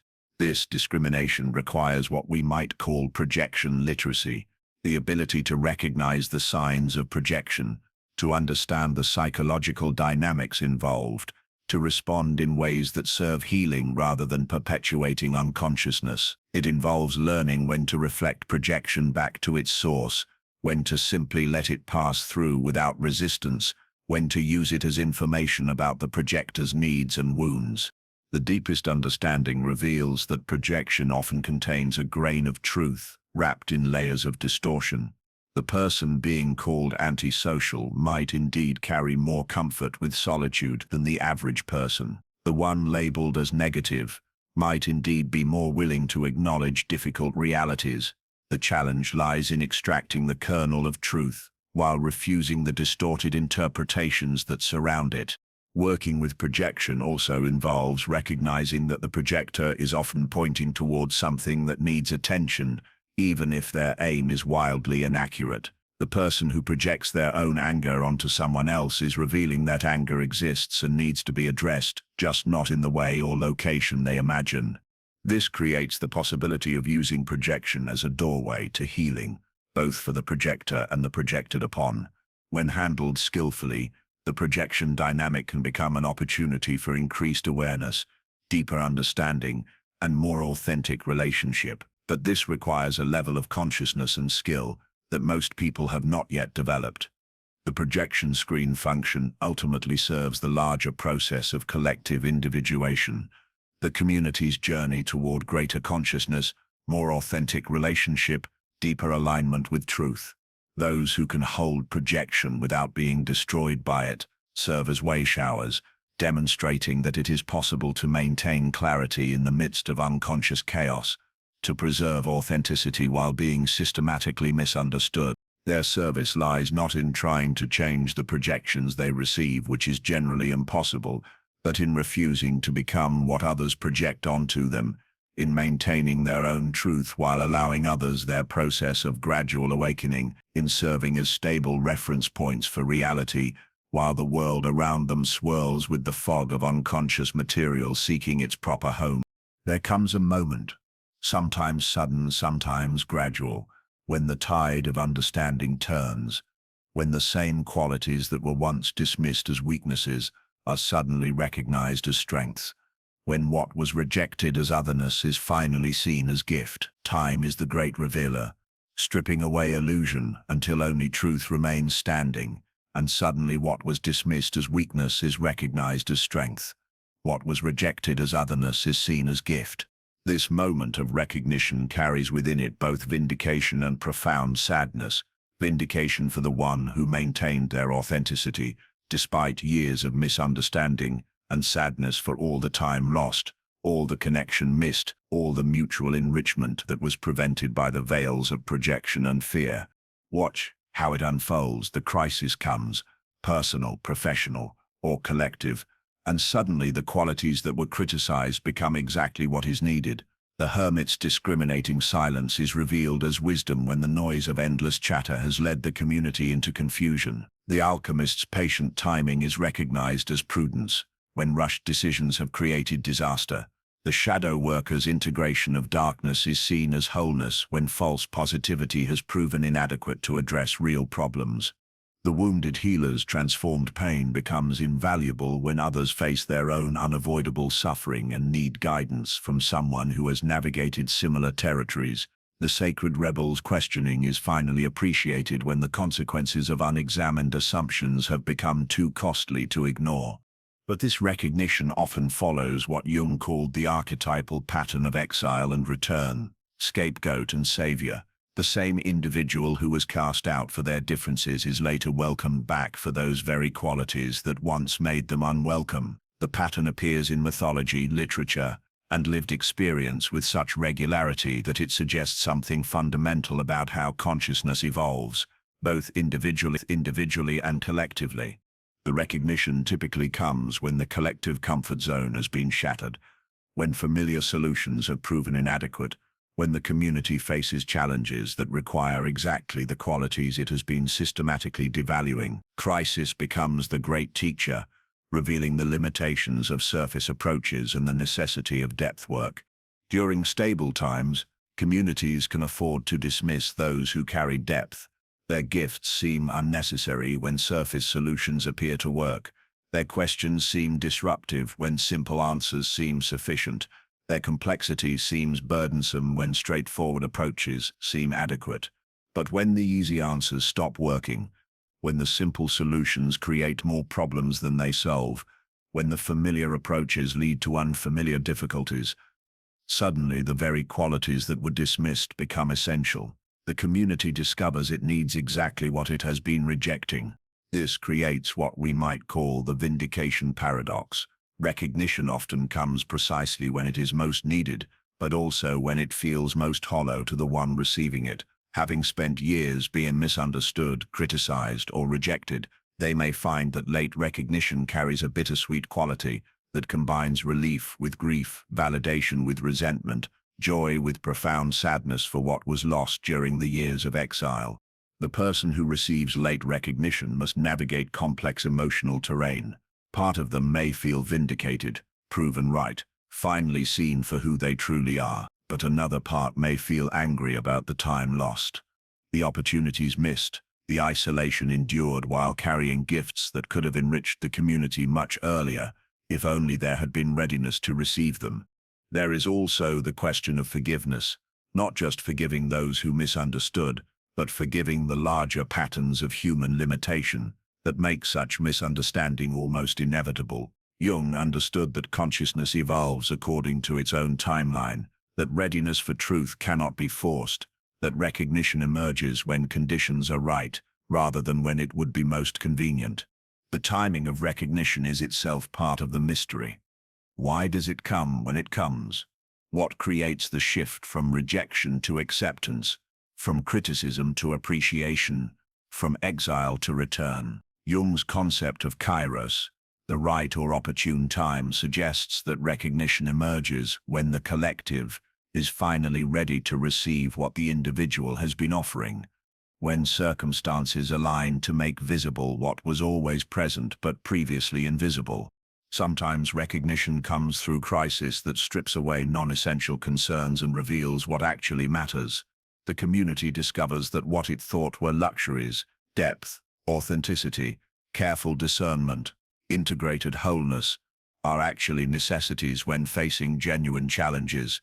Sometimes recognition comes through the accumulation of evidence over time as the wisdom of the misunderstood person's approach gradually becomes undeniable. Their predictions prove accurate, their warnings prove prescient, their unconventional methods prove more effective than conventional approaches. Sometimes recognition comes through contrast when the absence of depth-oriented individuals reveals their value through its lack. Communities that have driven away their questioners may discover they miss the function such people served, even if they didn't appreciate it at the time. The process of recognition often involves a kind of collective cognitive dissonance, as the community struggles to reconcile their previous judgments with their current understanding. This can lead to revisionist interpretations. We always knew they were special, or we never really doubted their value, or the timing just wasn't right before. Such revisionism serves the psychological function of allowing recognition without requiring full acknowledgement of previous error. It protects the community's self-image while enabling them to embrace what they previously rejected. But for the person receiving late recognition, such revisionism can feel like an additional layer of misunderstanding, not being seen clearly in their vindication any more than they were seen clearly in their rejection. The archetypal pattern of the returning hero helps illuminate this dynamic. In mythology, the hero who was cast out or who left voluntarily often returns at the moment of greatest need, carrying exactly the medicine the community requires for healing. But the return is rarely simple. It involves complex negotiations between the individual's changed perspective and the community's evolved understanding. The person who has spent years in exile, literal or psychological, has often developed capacities, insights, and strength that were not present when they first left or were cast out. Their time away has been a form of initiation, deepening their understanding, refining their gifts, strengthening their capacity to serve. But they also return changed. No longer the same person who was rejected. They may be less willing to accommodate others' limitations, less patient with surface-level engagement, less interested in trying to fit in. Their recognition may come at the price of discovering that what they most wanted, genuine belonging, is no longer what they most need. This creates another paradox. Recognition often comes when attachment to recognition has lessened. The person who has learned to validate themselves internally, who has developed their gifts in solitude, who has found meaning in their path regardless of others' understanding, may discover that external validation feels less significant than they expected. The timing of recognition also raises questions about collective readiness and individual responsibility. Could the recognition have come sooner if the individual had communicated differently, approached others with more skill, found better ways to translate their insights into accessible language, or was the timing precisely as it needed to be, serving functions that earlier recognition could not have served? Jung's understanding of synchronicity suggests that timing serves larger purposes than individual convenience or comfort. The period of misunderstanding may have been necessary for the individual's development, for the community's preparation, for the evolution of consciousness itself. What appears as delay or failure from one perspective may be perfect timing from another. The moment of recognition also involves a recalibration of relationships. Those who supported the individual during their period of misunderstanding are revealed as having unusual discernment or courage. Those who rejected them must decide how to relate to someone they previously dismissed. Those who were neutral must reassess their own capacity for recognition. Some relationships deepen through the process of late recognition, as mutual understanding finally becomes possible. Others remain superficial despite the recognition, as the fundamental differences in values and perspectives that created the original misunderstanding persist even after the individual's value is acknowledged.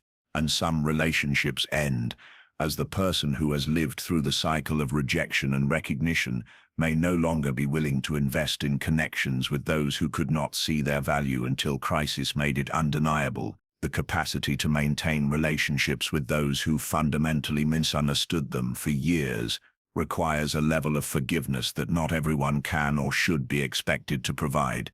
The recognition itself often reveals as much about the recognizers as about the recognized. What they see, how they understand the value that was always present, what they emphasize in their acknowledgement, all of this reflects their own level of consciousness, their own capacity for depth, their own relationship with the qualities they are finally able to appreciate. Sometimes the recognition is shallow, appreciating only the most obvious or immediately useful aspects of the individual's gifts, while missing their deeper significance. Sometimes it is complete, acknowledging not just the practical value but the full dimensionality of what was offered. Sometimes it is appropriative, attempting to claim credit for discovering or developing qualities that were always present but unrecognized. The person receiving recognition must navigate these variations with discrimination, accepting acknowledgement where it is genuine, while protecting themselves from recognition that is incomplete, superficial, or self-serving. They must learn to appreciate validation without becoming dependent on it, to enjoy being seen without losing the internal validation system that sustained them through years of invisibility. Late recognition serves important functions for the collective, as well as the individual. It demonstrates that consciousness can evolve, that communities can learn, that what was once invisible can become visible. It provides hope for others who are currently misunderstood, showing that recognition is possible even when it seems impossible. It also serves as a teaching about the nature of time, patience, and development. The pattern of late recognition suggests that value is not always immediately apparent, that significance often reveals itself gradually, that what seems like failure or rejection may be part of a larger pattern of eventual understanding. The tide turns when it turns, following laws deeper than personal preference or social convenience. Recognition comes when the conditions are right, when crisis creates readiness, when time reveals truth, when the community's need finally aligns with the individual's gift. And in that moment of turning, both recognizer and recognized are transformed, both teacher and student in the eternal dance of consciousness awakening to itself through the mirror of human encounter. There exists a particular form of exile that has no external walls, no visible bars, yet creates the most profound isolation imaginable. The exile of being ahead of your time. The prophetic soul carries tomorrow's wisdom in today's world, speaking truths that will only be understood in retrospect, bearing the loneliness of seeing what others cannot yet perceive, holding space for futures that exist only in potential. This is perhaps the most challenging aspect of carrying the constellation of deep authenticity, not just being misunderstood for who you are, but being dismissed for what you see, rejected for the futures you glimpse, isolated for the possibilities you recognize that others cannot yet envision. It is the burden of the seer in a world of the temporarily blind, the navigator in a community that insists the horizons they perceive are merely mirages. Jung understood this through his concept of the collective unconscious and its evolution. Consciousness, he recognized, does not develop uniformly across populations, but emerges through individuals who serve as harbingers of what is becoming possible, scouts who venture into uncharted territories of understanding and return with maps that others cannot yet read. These evolutionary scouts often pay a tremendous price for their advanced position. They live with the constant tension between what they can see and what others can accept, between the possibilities they recognize and the limitations others insist are permanent, between the future they sense emerging and the past that others cling to as the only reliable guide. The person ahead of their time sees patterns before they become obvious, recognizes problems before they become crises, identifies solutions before others understand what needs solving. They perceive the trajectory of current trends, the inevitable consequences of present choices, the emerging possibilities that exist in seed form but have not yet manifested. But such perception becomes a form of chronic loneliness. They live simultaneously in multiple time zones, anchored in the present moment, while aware of futures that others cannot yet imagine, grounded in current reality while sensing possibilities that others dismiss as fantasy or delusion. This temporal displacement creates what we might call prophetic isolation, the experience of being surrounded by people yet fundamentally alone in one's perception of reality. The person ahead of their time often feels like a time traveler trapped in an era that cannot yet understand what they have seen, what they know, what they are trying to communicate. Their attempts to share their insights are met with the same patterns of misunderstanding we have explored, but with an additional layer of temporal disconnect. They are not just offering different perspectives on present reality, but different visions of possible futures, different understandings of where current patterns are leading, different possibilities for what could emerge if certain changes were made now. This makes their communications even more threatening to those invested in current arrangements. It is one thing to acknowledge that there might be different ways to understand present circumstances. It is quite another to consider that present circumstances might be fundamentally unsustainable, that current approaches might lead to undesirable outcomes, that change might not just be possible but necessary. The burden intensifies when their predictions begin to manifest, their warnings begin to prove accurate, their seemingly impossible visions begin to take form in reality. Instead of vindication, they often experience a complex mixture of sorrow and frustration. Sorrow for the suffering that could have been prevented if their insights had been heard earlier. Frustration with the collective patterns that make such delayed recognition almost inevitable. Jung's understanding of the transcendent function becomes crucial here. The transcendent function operates not just within individual psyches, but within the collective consciousness, creating tension when current arrangements become too rigid, too narrow, too disconnected from emerging realities. Those who are ahead of their time often serve as agents of this collective transcendent function. They carry within themselves the seeds of what Jung called the new attitude, the emerging consciousness that will eventually replace current limitations, but that exists initially only in potential form. They are pregnant with possibilities that the collective is not yet ready to birth, carriers of futures that exist in the realm of the not yet manifest. This creates a profound responsibility that is rarely recognized or appreciated. The person ahead of their time is not just dealing with their own individual development, but serving the evolution of consciousness itself. They are holding space for possibilities that might otherwise be lost, preserving visions that might otherwise be forgotten, maintaining hope for futures that might otherwise never be born. But this service often goes unacknowledged and unrewarded. The evolutionary scout typically receives more criticism than gratitude, more rejection than recognition, more isolation than support. They must find ways to sustain themselves through internal rather than external validation, through connection to the emerging future rather than acceptance from the present community. The psychological challenge is immense. How does one maintain confidence in perceptions that others cannot verify? How does one persist in communicating insights that are consistently misunderstood or rejected? How does one avoid the twin dangers of self-doubt and messianic inflation when carrying visions that others cannot see? The person ahead of their time must develop what we might call temporal resilience, the capacity to hold long-term vision while engaging effectively with short-term reality, to remain committed to emerging possibilities while functioning practically within current limitations, to serve the future without abandoning the present. This requires a sophisticated understanding of timing, development, and change. They must learn to recognize when the collective is ready for new information and when it is not, when to push for change and when to wait patiently for readiness to emerge, when to speak and when to hold their insights in protective silence.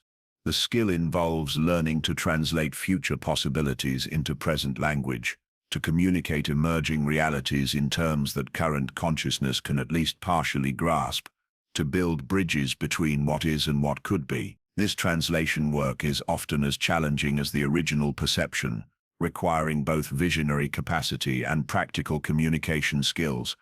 There is also the question of how to live personally with knowledge that others do not share.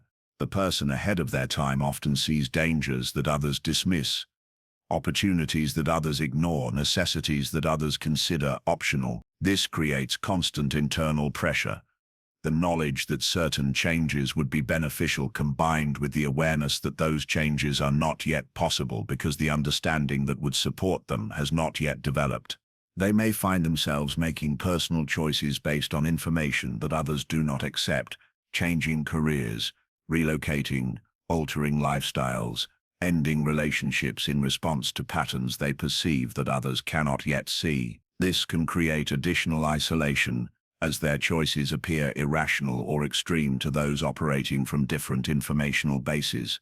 The evolutionary function they serve also involves what Jung called compensation, balancing collective one-sidedness by embodying qualities, perspectives or possibilities that are currently undervalued or ignored. If the collective is moving too far in one direction, those ahead of their time often carry the seeds of the necessary correction. During periods of excessive materialism, they may carry spiritual insights. During times of rigid thinking, they may embody flexibility and openness. During eras of surface focus, they may hold depth awareness.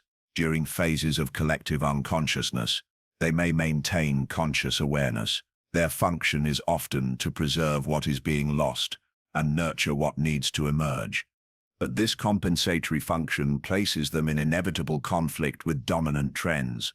They appear to be swimming against the current, not from stubborn opposition but from deep awareness that the current is flowing toward dangerous rapids. Their resistance to collective movements often reflects their perception of where those movements lead, rather than simple contrarianism. The loneliness of this position can be profound. They often feel like they are shouting into the wind, offering warnings that go unheeded, sharing visions that are dismissed as impossible. They may spend years feeling like they are living in the wrong century, surrounded by people who seem to be sleepwalking toward futures they cannot or will not see. Yet, this loneliness also serves important functions. It creates the conditions necessary for deep reflection, for the development of internal resources, for the cultivation of independence from collective opinion. The person ahead of their time is forced to develop unusual self-reliance, unusual capacity for solitude, unusual strength of individual conviction.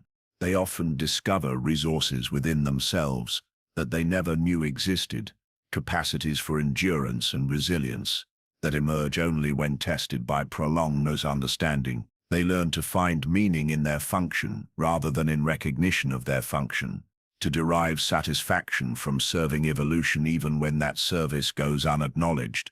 The wisdom traditions speak of this dynamic in various forms: the bodhisattva who delays their own liberation to serve others' awakening, the prophet who speaks truth regardless of its reception, the pioneer who opens new territories for future generations to inhabit. These archetypes recognize that some souls serve primarily the future rather than the present, holding possibilities for those not yet born. There is also the question of verification. How does the person ahead of their time distinguish between genuine prophetic vision and personal fantasy, between accurate perception of emerging realities and wishful thinking about preferred futures. This discrimination is crucial, as the line between visionary and delusional is sometimes thin and not always clear from the inside. The test often lies in the quality of the perception itself. Genuine prophetic vision typically emerges from deep understanding of present patterns rather than wishful thinking about preferred outcomes. It involves seeing where current trajectories lead rather than imagining where one would like them to lead. It often includes uncomfortable truths rather than only pleasant possibilities. The person genuinely ahead of their time also typically demonstrates unusual accuracy over time, making predictions or identifying patterns that later prove correct even when they initially seemed impossible. They develop a track record of perception that provides internal validation even when external validation is lacking. But perhaps most importantly, they maintain humble relationship with their insights, understanding that being ahead of one's time is not a mark of superiority, but a form of service, not evidence of personal brilliance, but participation in larger evolutionary processes. They hold their visions lightly while remaining committed to their communication, remaining open to correction while maintaining confidence in their essential perceptions. The burden of being ahead of one's time also involves the responsibility of preparation, not just seeing what is coming but helping to prepare for it, not just warning about dangers, but helping develop capacities to address them, not just glimpsing possibilities but nurturing conditions that might allow them to manifest. This requires balancing the role of prophet with the role of midwife, combining vision with practical action, merging insight with implementation. The person ahead of their time must learn to work simultaneously with current reality and future possibility, serving both what is and what could be.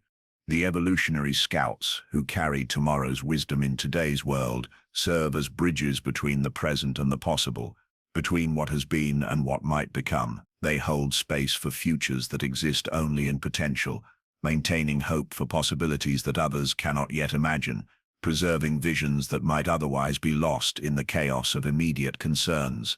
Their isolation is the price they pay for serving evolution itself, for participating in the great work of consciousness development, for holding steady in the face of collective misunderstanding. They carry within themselves the seeds of tomorrow's wisdom, the medicine for futures not yet born, the solutions to problems not yet fully understood.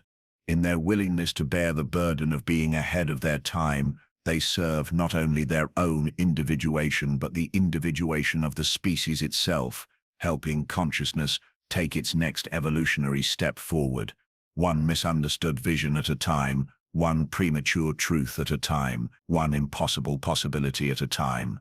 There comes a moment in the long journey of the soul when you realize that every attempt to change yourself to fit the world has been a betrayal of the very essence that sought healing in the first place. Like a river trying to flow uphill, or a night-blooming flower forcing itself to open at noon, these efforts exhaust the spirit and leave you hollow, grasping at reflections of belonging that dissolve the moment you touch them. This is the moment when true alchemy begins. Not the crude transformation of lead into gold that the medieval mystics sought in their laboratories, but the sacred work of transforming your relationship to your own depths. The alchemists understood something profound. The prima materia, the base substance from which all transformation springs, was never external. It was always the raw, unrefined matter of the self, waiting in the darkness of rejection and shame for the patient work of acceptance to begin. Carl Jung recognized this great work as the cornerstone of individuation, the psychological process by which a person integrates the conscious and unconscious parts of the mind to become whole. But wholeness, Jung understood, is not perfection. It is not the smooth, polished surface that reflects back what others want to see. Wholeness includes the cracks, the shadows, the places where light has never learned to live comfortably. It is the radical acceptance of what is, rather than the endless pursuit of what should be. The first stage of this alchemical process is what the old masters called the nigrido, the blackening, the descent into the depths of self-encounter. You have been here before, perhaps many times, in those dark nights when every flaw felt magnified, every difference a source of shame. But there is a profound difference between the nigrido that leads to despair and the nigrido that leads to transformation. The difference lies not in the darkness itself, but in your relationship to it. In the psychological darkness of self-rejection, you are simultaneously the jailer and the prisoner, the prosecutor and the defendant. You have internalized the world's judgment so completely that you no longer need external validation of your unworthiness. You provide it yourself, with ruthless efficiency. This is the false alchemy, the reverse transmutation that turns the gold of your authentic self into the lead of conformity and self-betrayal. But when you begin to approach your depths with curiosity rather than judgment, with compassion rather than criticism, the very quality of the darkness changes. It becomes generative rather than destructive, fertile rather than barren. This is the true nigrido, not self-attack, but self-investigation, not self-hatred, but self-honoring. The alchemists knew that you could not skip this stage, could not rush to the brightness of the final transformation without first honoring the darkness from which all growth springs. In this darkness, you begin to discover the extraordinary intelligence of your sensitivity, the profound wisdom of your intensity, the sacred purpose of your difference. What the world has labeled as too much, too deep, too strange, reveals itself as exactly right for the unique work your soul came here to do. The very qualities that have made you feel like an outsider are the qualities that mark you as an insider, to a different kind of belonging to the depths, to the mysteries, to the underground river of authentic being that flows beneath the surface of conventional life. This recognition initiates the albedo, the whitening, the phase of purification and clarity. But this is not the sterile white of bleached conformity. This is the luminous white of snow, which contains within itself every color of the spectrum. In the albedo of self-acceptance, you begin to see that your sensitivity is not a flaw to be fixed, but a gift to be treasured. Your intensity is not a problem to be solved, but a force to be channeled. Your depth is not a burden to be lightened, but a resource to be honored. The old alchemical texts speak of the union of opposites, the conjuncture as essential to the great work. In the alchemy of belonging to yourself, this union takes on profound psychological meaning. You learn to hold simultaneously your longing for connection and your need for solitude, your desire to be understood and your acceptance that you may often be misunderstood, your hope for belonging and your peace with standing Zen. This is perhaps the most challenging aspect of the work, learning to contain the tension of these opposites without collapsing into either extreme. The temptation is always to choose one side, to become either completely isolated or completely accommodating, to retreat entirely into your inner world or to abandon it completely for the sake of fitting in. But the path of true individuation requires you to hold the center, to become a living bridge between your inner and outer worlds.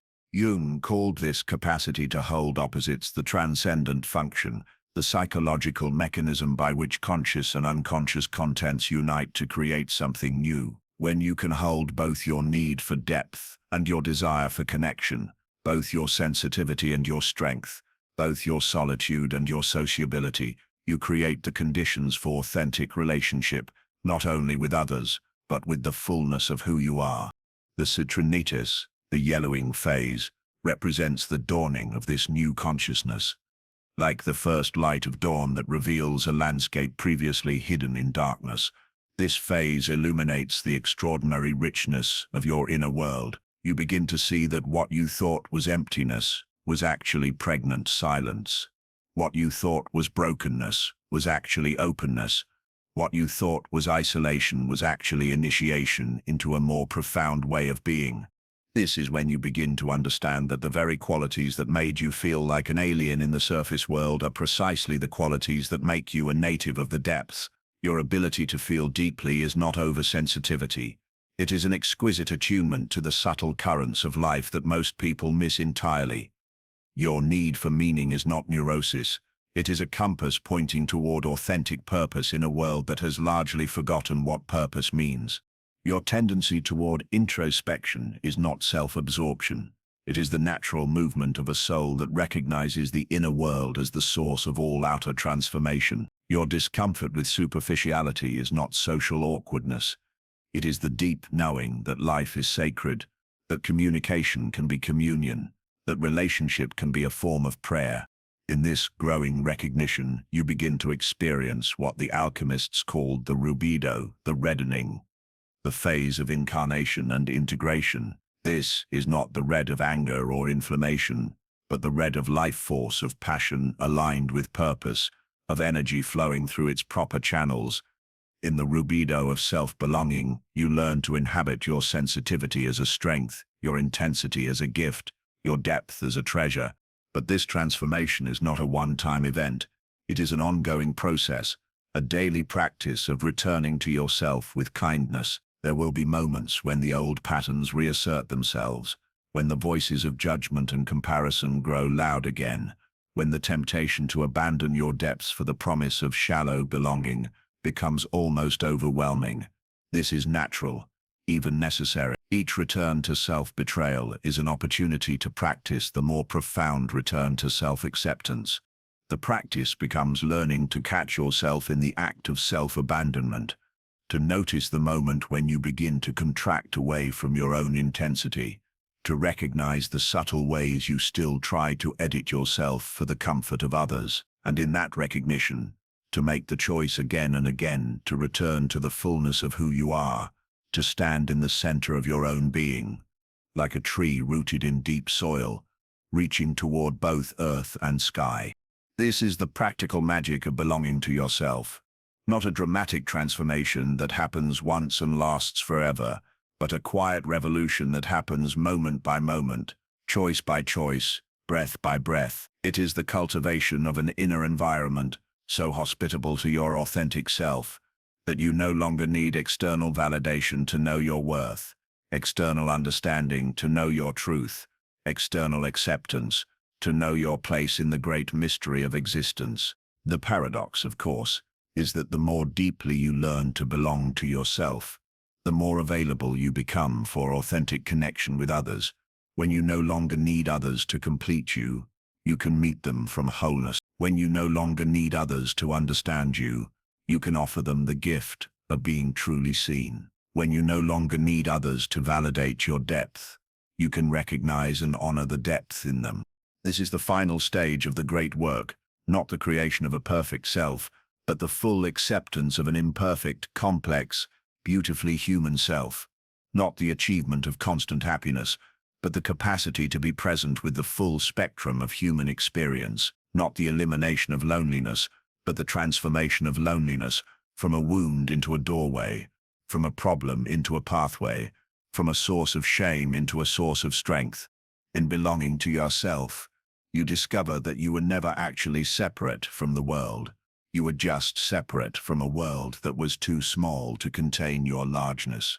In accepting your depths, you find yourself part of an ancient lineage of souls who have always carried the sacred task of keeping the inner fires burning in a world that often forgets they exist. You are not broken. You are not too much. You are not a problem to be solved or a project to be perfected. You are a depth-dwelling creature in a surface-skimming world, and your very existence is a reminder that there are other ways to be human, other ways to relate, other ways to inhabit this brief and precious gift of consciousness. The alchemy is complete, not when you become someone else, but when you become more fully yourself than you ever dared imagine possible. This is the gold that was always hidden in the lead of your self-rejection, not a different you, but the you that was always there, waiting patiently in the depths for the moment when you would finally turn toward home and discover that home was never a place you needed to find, but a way of being you needed to remember.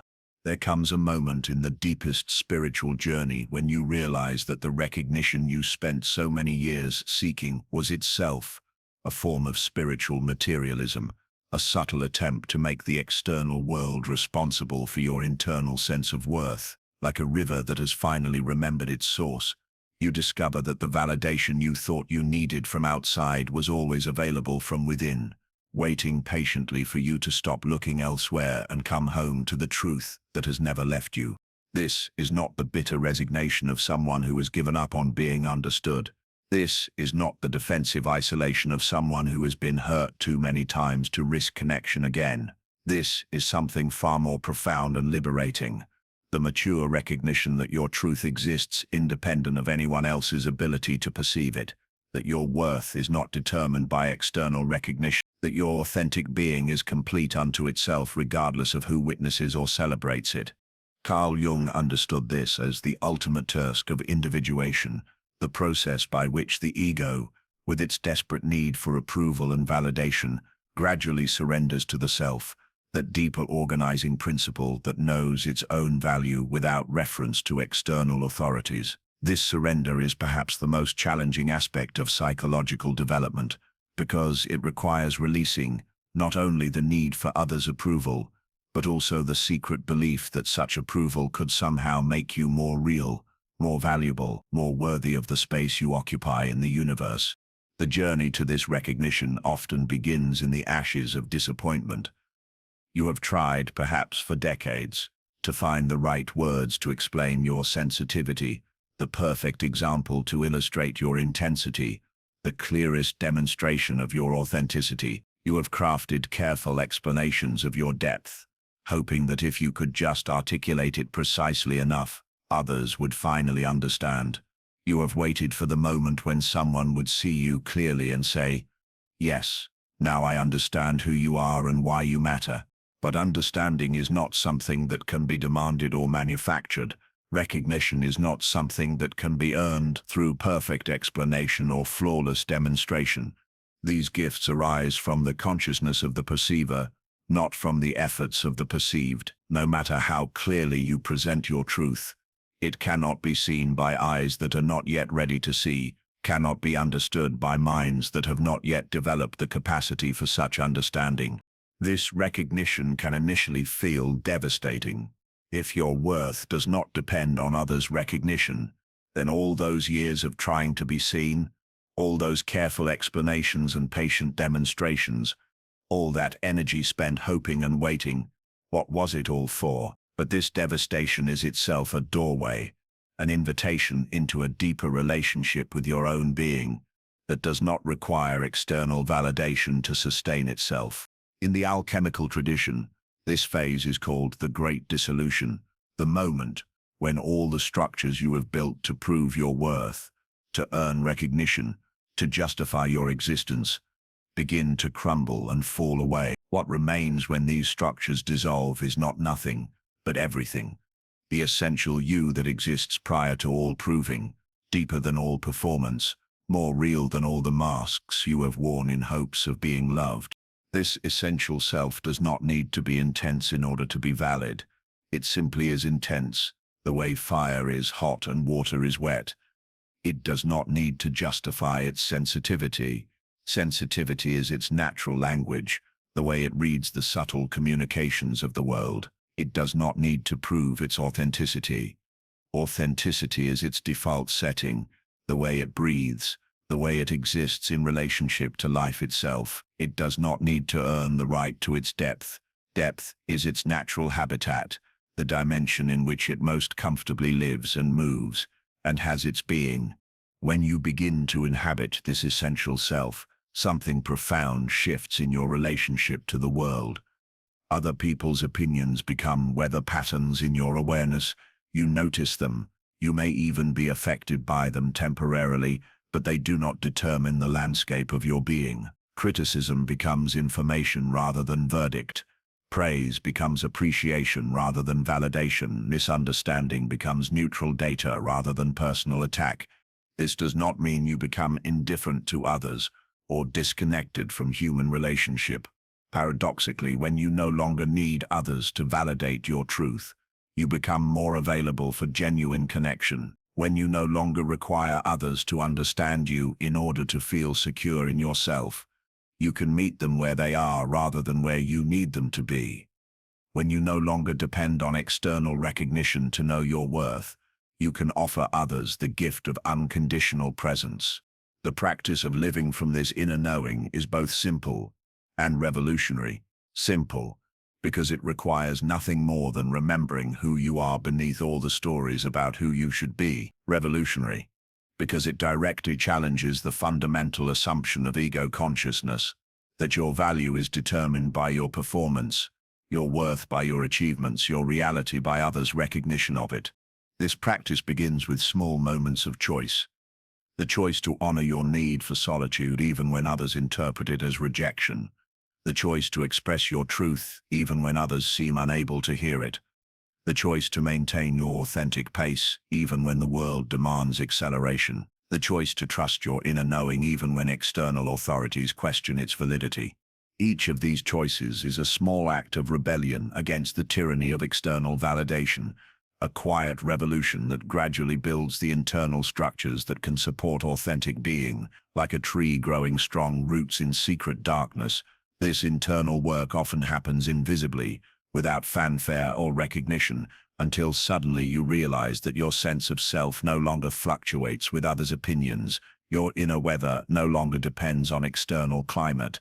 Jung called this the development of the transcendent function, the capacity to hold the tension between your inner truth and outer pressures, without collapsing into either complete conformity or total rebellion. This function allows you to engage authentically with the world while maintaining connection to your essential self, to be responsive to others without being reactive, to remain open to influence without losing your center. The paradox of this development is that the more securely you establish your independence from others' recognition, the more capable you become of truly recognizing others. When you no longer need validation, you can offer it freely. When you no longer require understanding, you can provide it generously. When you no longer depend on others to see you clearly, your vision of them becomes clearer. This transformation has profound implications for how you navigate the practical challenges of living as a depth-oriented person in a surface-oriented world. Your work becomes an expression of your authentic self, rather than a strategy for gaining approval. Your relationships become opportunities for genuine connection, rather than arenas for proving your worth. Your creative expression becomes an offering of your unique gifts, rather than a plea for recognition. The career challenges that once seemed insurmountable begin to resolve not through finding the perfect external situation, but through bringing your whole self to whatever situation you find yourself in. When you no longer need your work to validate your sensitivity, you can use your sensitivity to bring greater awareness and compassion to any work you do. When you no longer require your job to recognize your intensity, you can channel that intensity into excellence and innovation regardless of whether others understand your methods. The relationship difficulties that once felt overwhelming begin to shift, not through finding people who understand you perfectly, but through showing up authentically in all your relationships. When you no longer need friends to prove their understanding of your depth, you can simply be deep in their presence, allowing them to connect with you at whatever level they are capable of without requiring more. When you no longer demand that family members acknowledge your authenticity, you can simply be authentic with them, creating space for greater intimacy without insisting on it. The social challenges that once seemed impossible begin to transform not through finding your perfect tribe, but through becoming a source of authentic presence wherever you are. When you no longer need groups to validate your difference, you can participate in them without compromising your uniqueness. When you no longer require communities to recognize your gifts, you can offer those gifts freely without attachment to how they are received. This shift from seeking recognition to offering authenticity has ripple effects that extend far beyond your personal sphere. In a world starving for genuine human connection, your willingness to be real becomes a gift to everyone you encounter. In a culture addicted to performance and pretense, your commitment to authenticity becomes a radical act of service. In a society that has forgotten how to honor depth and sensitivity, your embodiment of these qualities becomes a form of teaching that requires no words. You discover that your example speaks more powerfully than your explanations ever could. The person who has learned to live from their essential truth, regardless of recognition, becomes a beacon for others who are still struggling with the need for external validation. Your very presence gives others permission to trust their own truth, to honor their own depth, to express their own authenticity without waiting for the world's approval. This is the ultimate return, Not a physical journey back to some original place, but a return to your essential nature that you never actually left, only forgot. Like the mythical hero who journeys to distant lands only to discover that the treasure was always at home, you realize that the recognition you sought in the outer world was always available in the inner realm, waiting patiently for you to stop looking elsewhere and remember who you have always been. The final freedom comes when you understand that you are not your story about yourself, not others' opinions of you, not your achievements or failures, not your successes or rejections. You are the consciousness that witnesses all of these experiences, the awareness that remains constant through all changing circumstances, the essential being that exists prior to all narratives and independent of all recognition. In this recognition of your own essential nature, you become truly free. Free to be sensitive without apology, intense without explanation, authentic without justification, deep without validation, free to offer your gifts whether or not they are received, to speak your truth whether or not it is understood, to love without guarantee of being loved in return, free to be exactly who you are in a world that may never fully understand but that desperately needs the medicine of your authentic presence. This is the completion of the great work, not the achievement of perfect understanding or universal recognition, but the full embodiment of your essential truth, regardless of external circumstances. In this embodiment, you discover that what you thought you needed from the world, validation, recognition, understanding, was always available within you, waiting patiently for you to come home to yourself, and remember that you are already complete, already worthy, already enough, exactly as you are.